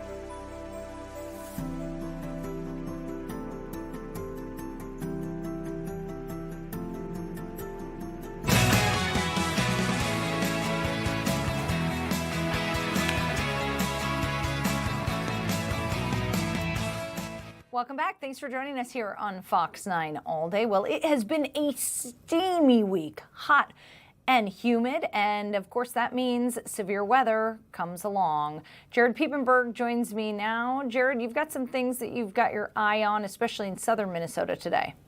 I do. Look who's with me. Oh, man. I don't have a microphone or anything. I just want to. Go England. Ian Leonard, big England fan. Yeah, he wanted to give England a shout. By the way, I was in here with no access to the World Cup game, so they won, right? That's what I'm hearing. Okay. Just wanted to make sure. Yeah. So I was wondering why he's coming over here and took his shirt off to then go. He took his shirt off. Well, he has like a white button up like this to then show what's underneath. So it's like a Superman thing. So. Jared, are you okay? Like, is this workplace harassment? It's all right. We've had a nice afternoon. It's been pretty quiet here. Okay, good. Yeah, we've been keeping an eye on things now. We're clouding up a little bit around the metro. Earlier, if you were watching, I was showing views up around the Brainerd Lakes area. The sun's out up there. It's kind of a beautiful afternoon, but some cloud cover. That moisture has been slowly moving on in. Oh, looks like someone's out and about enjoying the weather there. It's not a whole lot of wind here on the west and northwest side of White Bear Lake. We're at 83, and dew point continues to climb. When I started the show at 11 a.m., dew point was around 62, so that moisture continues to pool on in. Winds are kind of changing direction here a little bit, depending on where you're at, but dew points in southern Minnesota, lower 70s, so definitely going up. So you step out the door. It's not like it was on Monday, but not too far off for some folks, or at those 70-degree plus dew points is definitely pretty sticky out there.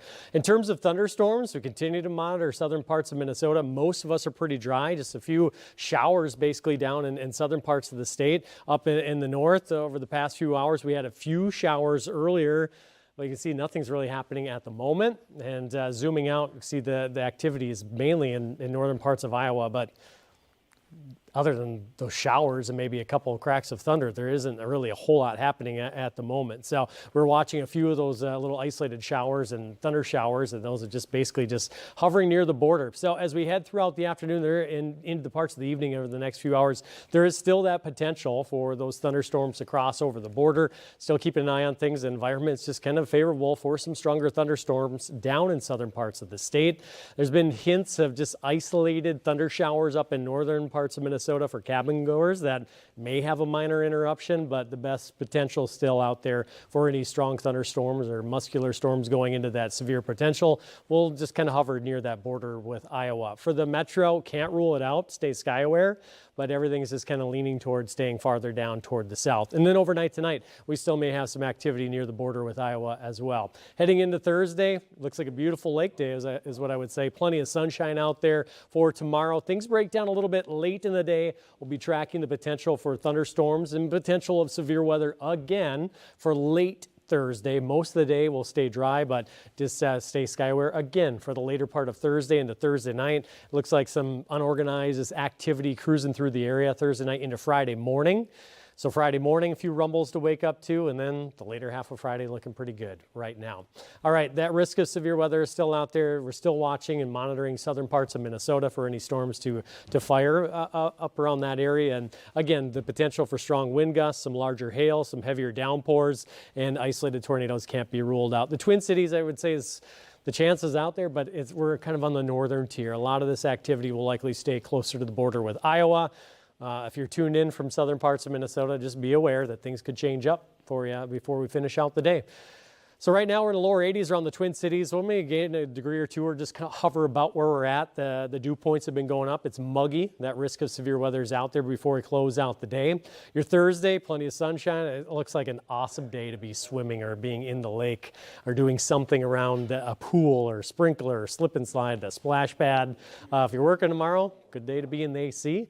Temperatures stay warm, if not humid, coming up here almost every single day of the forecast. Keep in mind, we close out our Thursday into Friday with that chance of showers and storms into Friday morning.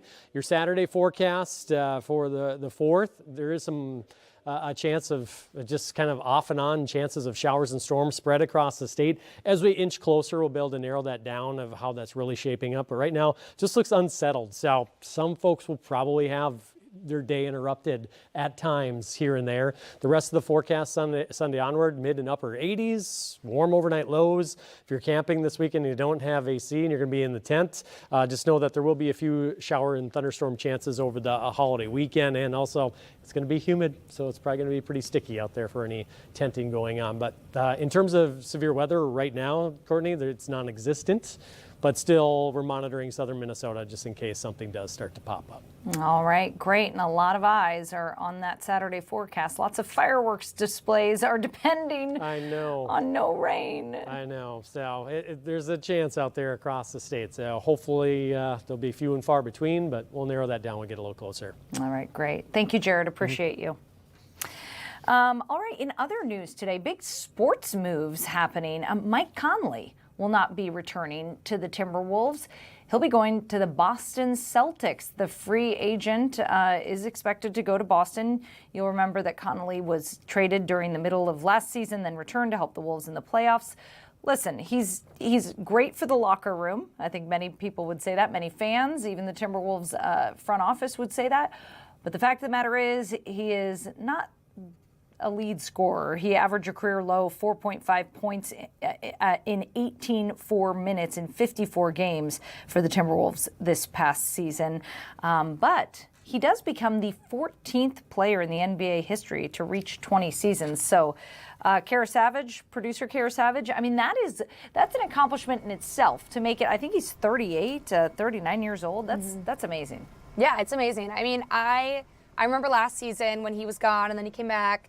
I was excited about that. I like his dad energy, not necessarily him as a player, which gets back to the whole Minnesotans care more about the person than their game sometimes.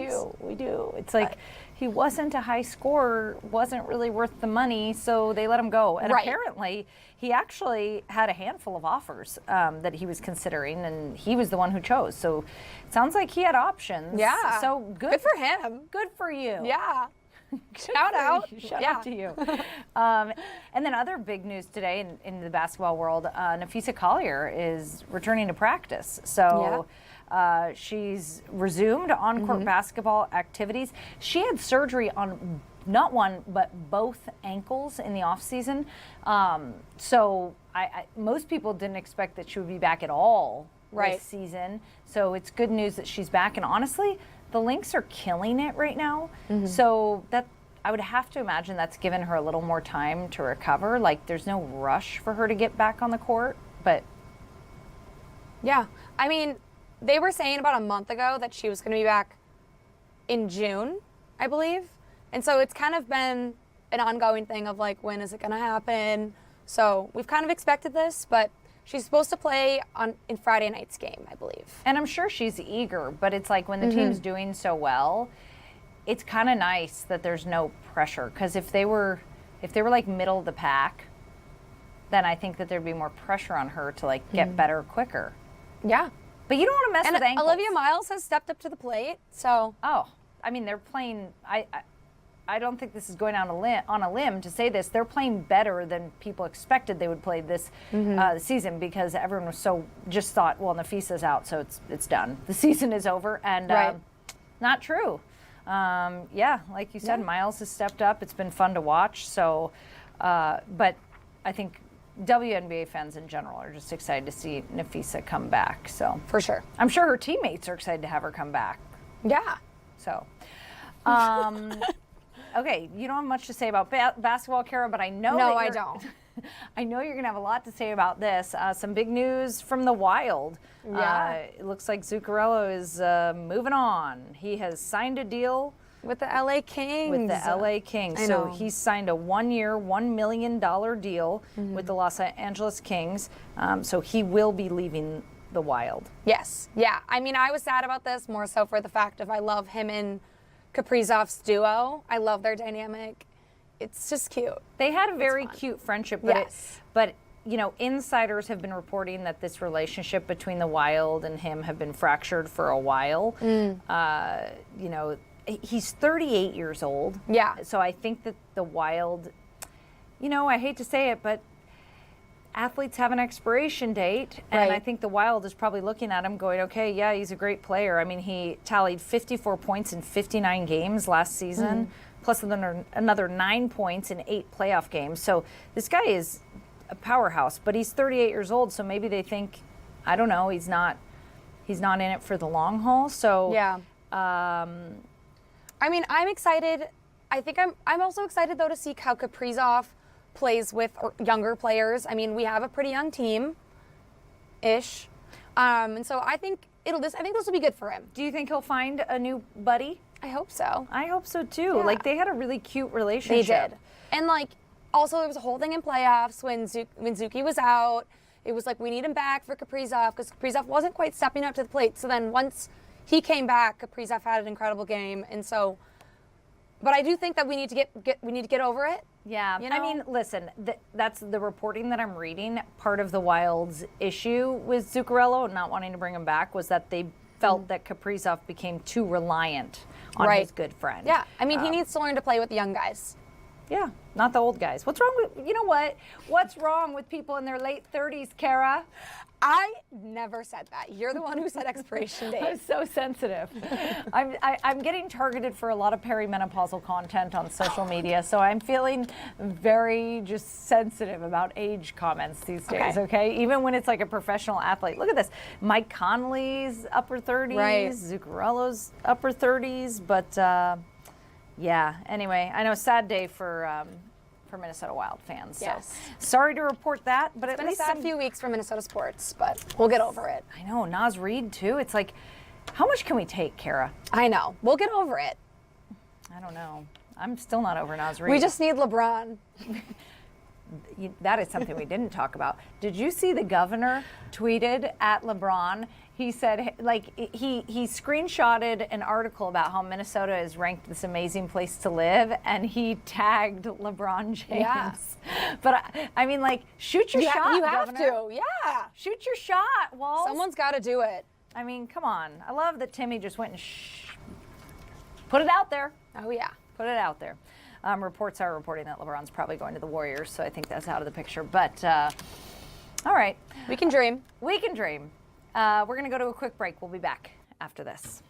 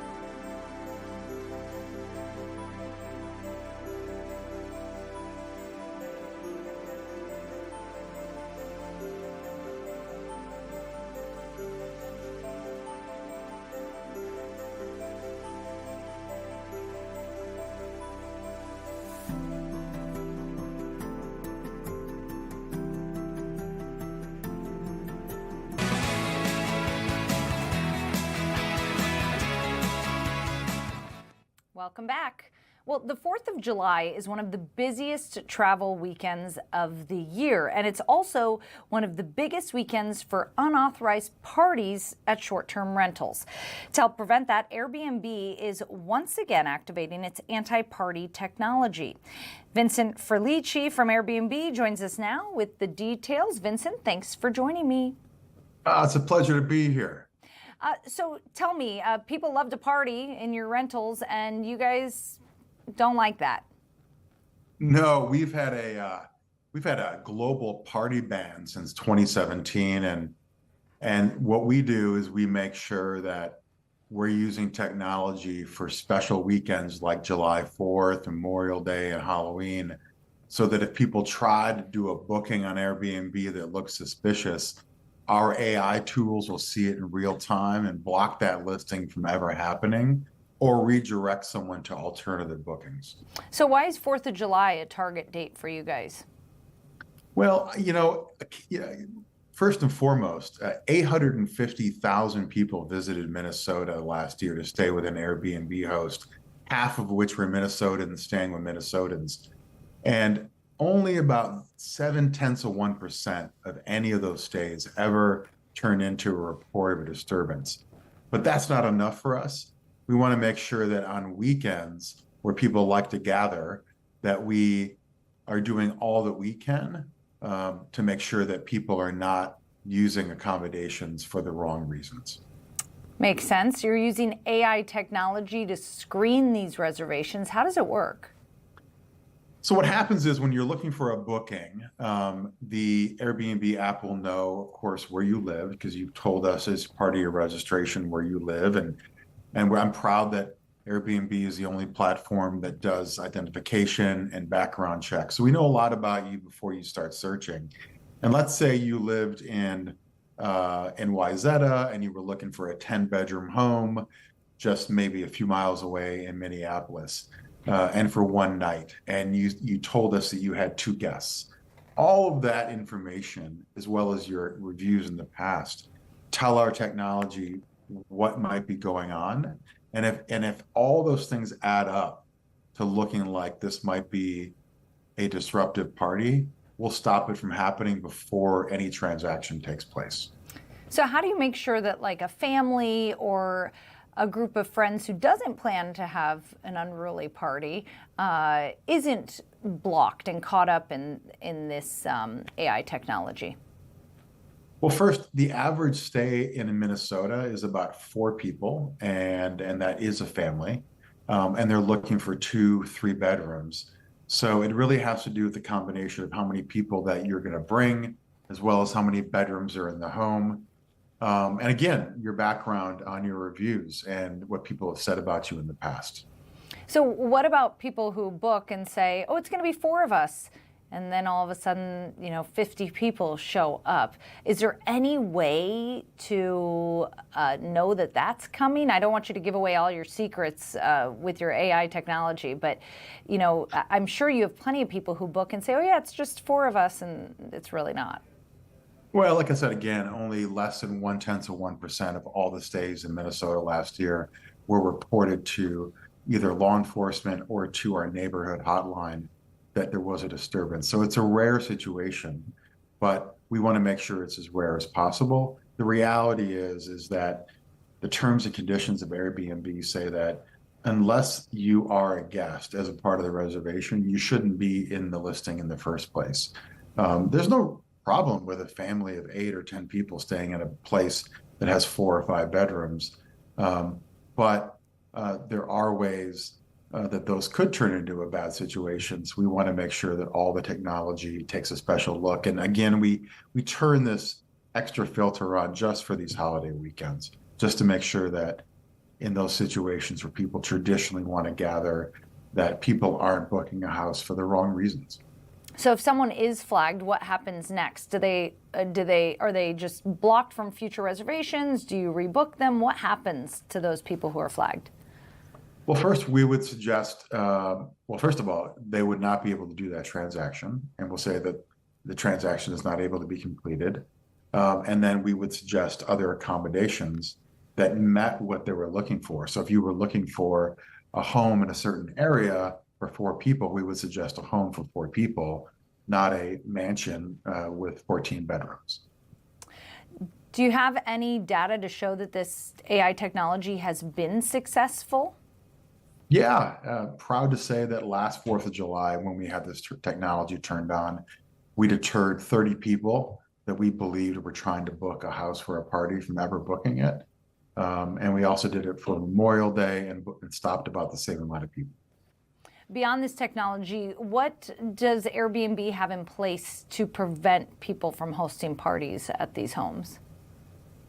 Well, first of all, if you were to host a party and have a disruptive event, that would potentially ban you from the platform, both as a guest and a host in the future. And we also cooperate with law enforcement when necessary, if there is a disturbance, to make sure they have all the information to assist them with their investigations.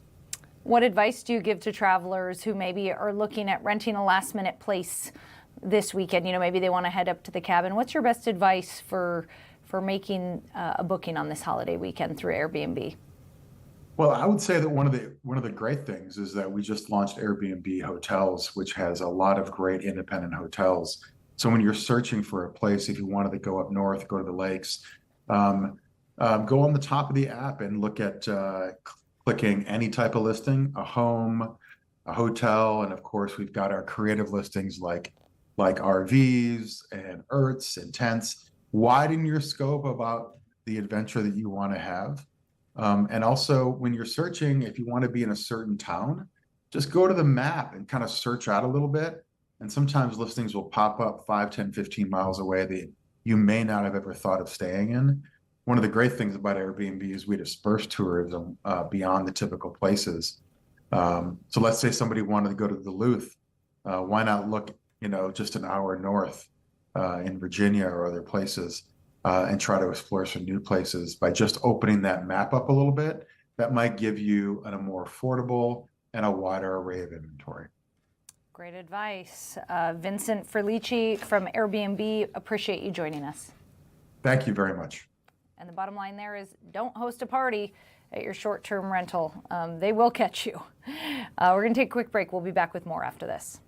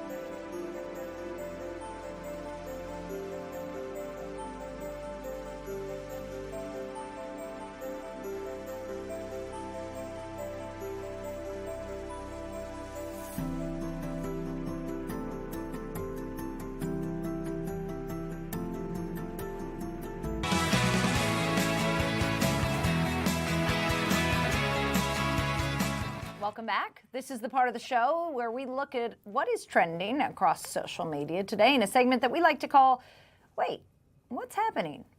If you didn't see this one today, I mean, wowza. Two people illegally climbed to the top of the Empire State Building this afternoon in Midtown Manhattan, drawing a large emergency response. Yes, in the end, they were arrested, but take a look at this. There they are, canoodling at the top of the Empire State Building. And while they were up there, they hung a banner that said, "When the power of love beats the love of power, the world knows peace." This is my favorite part. She's taking a picture of her ring and she's taking a selfie.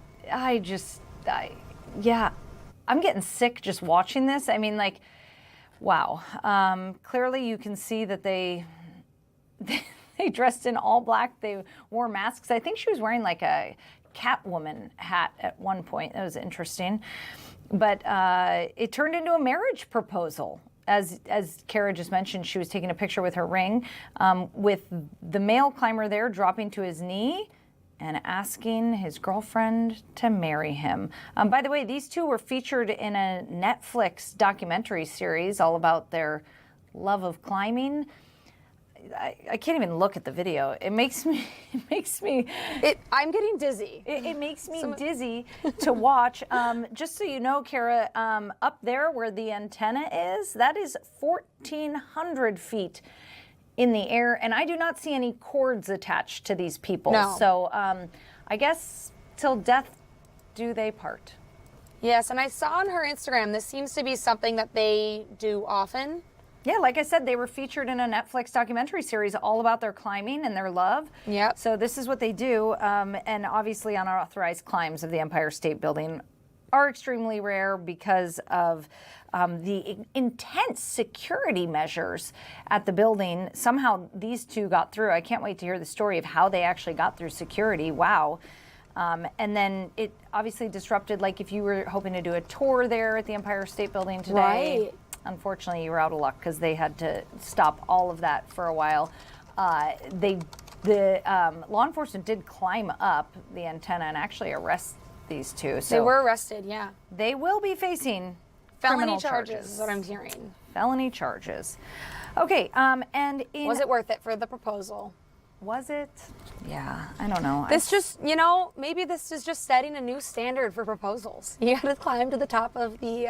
Call your boyfriend. Let him know. Yeah, I'll let him know. No pressure here, buddy, but... I expect up the Empire State Building. This is what people are doing now. Yep. No longer is it okay to propose on the Jumbotron at the Twins game. You have to climb to the top of the Empire State Building. Yes. It's all for social media. That's what's crazy to me. This is their brand. This is what they do. So they were willing to get arrested because everybody's going to their social media accounts now and everybody's going to be watching their documentary on Netflix tonight. So they got arrested, but I guarantee you they're going to make money off this, and that is why they did it. All right, let's go to the next story. This is out of Eagan. Duck Entertainment. It's Minnesota's largest claw machine arcade. So it's Asia-themed, Asia-inspired is what the website says. They were broken into this past weekend with some of the PSA-graded cards valued at up to $1,500 were taken. They claim that they've lost like $25,000 worth of inventory in this break-in. Two individuals are seen on security footage, which we'll be pulling up here momentarily. They're seen breaking the window, entering the store, and stealing Pokemon cards and PSA graded slabs, whatever those are. Kara, do you have any idea? I have no idea. I don't know anything about Pokemon cards. I can't believe that something could be worth this much. Well, they are. They are. But the store is asking the community to be on the lookout because apparently when things like this are taken, the thieves want to flip them quickly because they lose their value the longer that they've been in the hands of thieves, and then the word gets out, then people won't buy them from them, and then when they do show up at their store to sell them, the word has gotten out and they're going to get turned into the cops. So they try to usually flip these things pretty quickly. A cash reward is being offered for information that leads to identifying these individuals involved. I brought this video in, did I not? You did, yep. I uploaded it. Kara's gonna get there. We're having problems today. No, we're not. It's okay. I'm just kidding. That's okay. It's your first day, Kara. No, it is not. I just had to. We're working. We have a lot of moving parts back here, but we've got it now. Honestly, what fascinates me more about this story is not the fact that this stuff was stolen, but the fact that this is a place. It's like I said. They say that they are an Asia-themed, like amusement.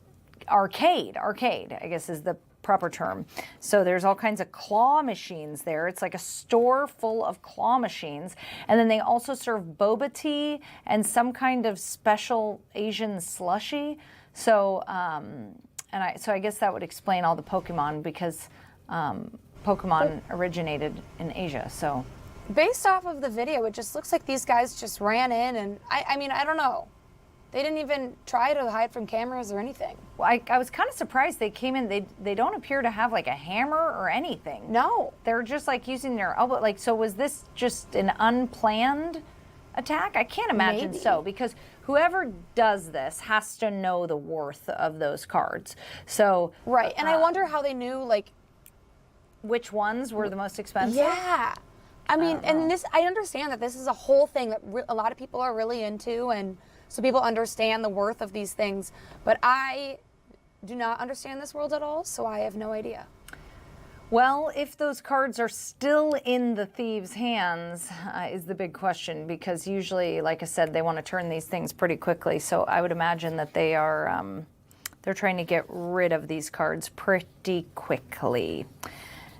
In other news, Kara, you alerted me to this. It is July 1st, which means it's Bobby Bonilla Day. It's Bobby Bonilla Day. I learned this from other people talking about it. This is hilarious, okay? You fell down the rabbit hole. I went down the rabbit hole on this. I'm like, wait, what is this?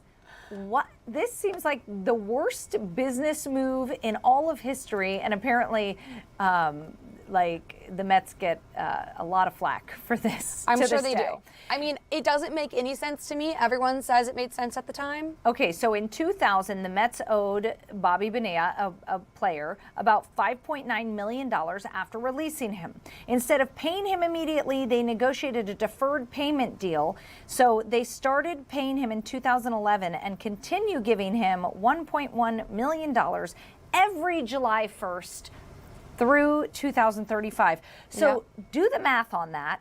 He will ultimately receive, in the end, nearly $30 million when they could have just paid him 5.9 when they released him back in 2000. Yeah, that makes absolutely zero sense. The math ain't mathin', No. Kara. It makes no sense to me. But I guess it's I went down a rabbit hole on this. The Mets ownership believed that they could earn investment returns that exceeded the interest they would owe on the deferred payments. In hindsight, obviously, that assumption proved to be disastrous. Right. And apparently, particularly because the owners had significant investments connected to Bernie Madoff, whose Ponzi scheme later collapsed. So, happy Bobby Bonilla Day. Happy Bobby Bonilla Day to all. You were calling him Vanilla. Vanilla. Like vanilla. Happy Bobby Vanilla Day from Courtney. Bobby Bonilla Day. Happy Bobby Bonilla Day every July 1st until 2035. 2035. Let me tell you. And in some sad news today, Danny Glover revealed that he's been living with Alzheimer's disease for years. He came out with this to Lester Holt in an interview this week, saying that, you know, he's taking things one day at a time, and as he lives with the incurable brain disorder, his speech, movements, and memories have slowed since his diagnosis. Glover is 79 years old, so we are sending Danny Glover, famous actor, obviously he became famous for his Lethal Weapon franchise. We are sending him all the best amid this news. All right, Kara, that does it for us today. Thanks for helping me out there in our segments. We'll be back tomorrow starting at 2 o'clock, but all day we'll start streaming starting at 11. We hope you'll join us then. See ya.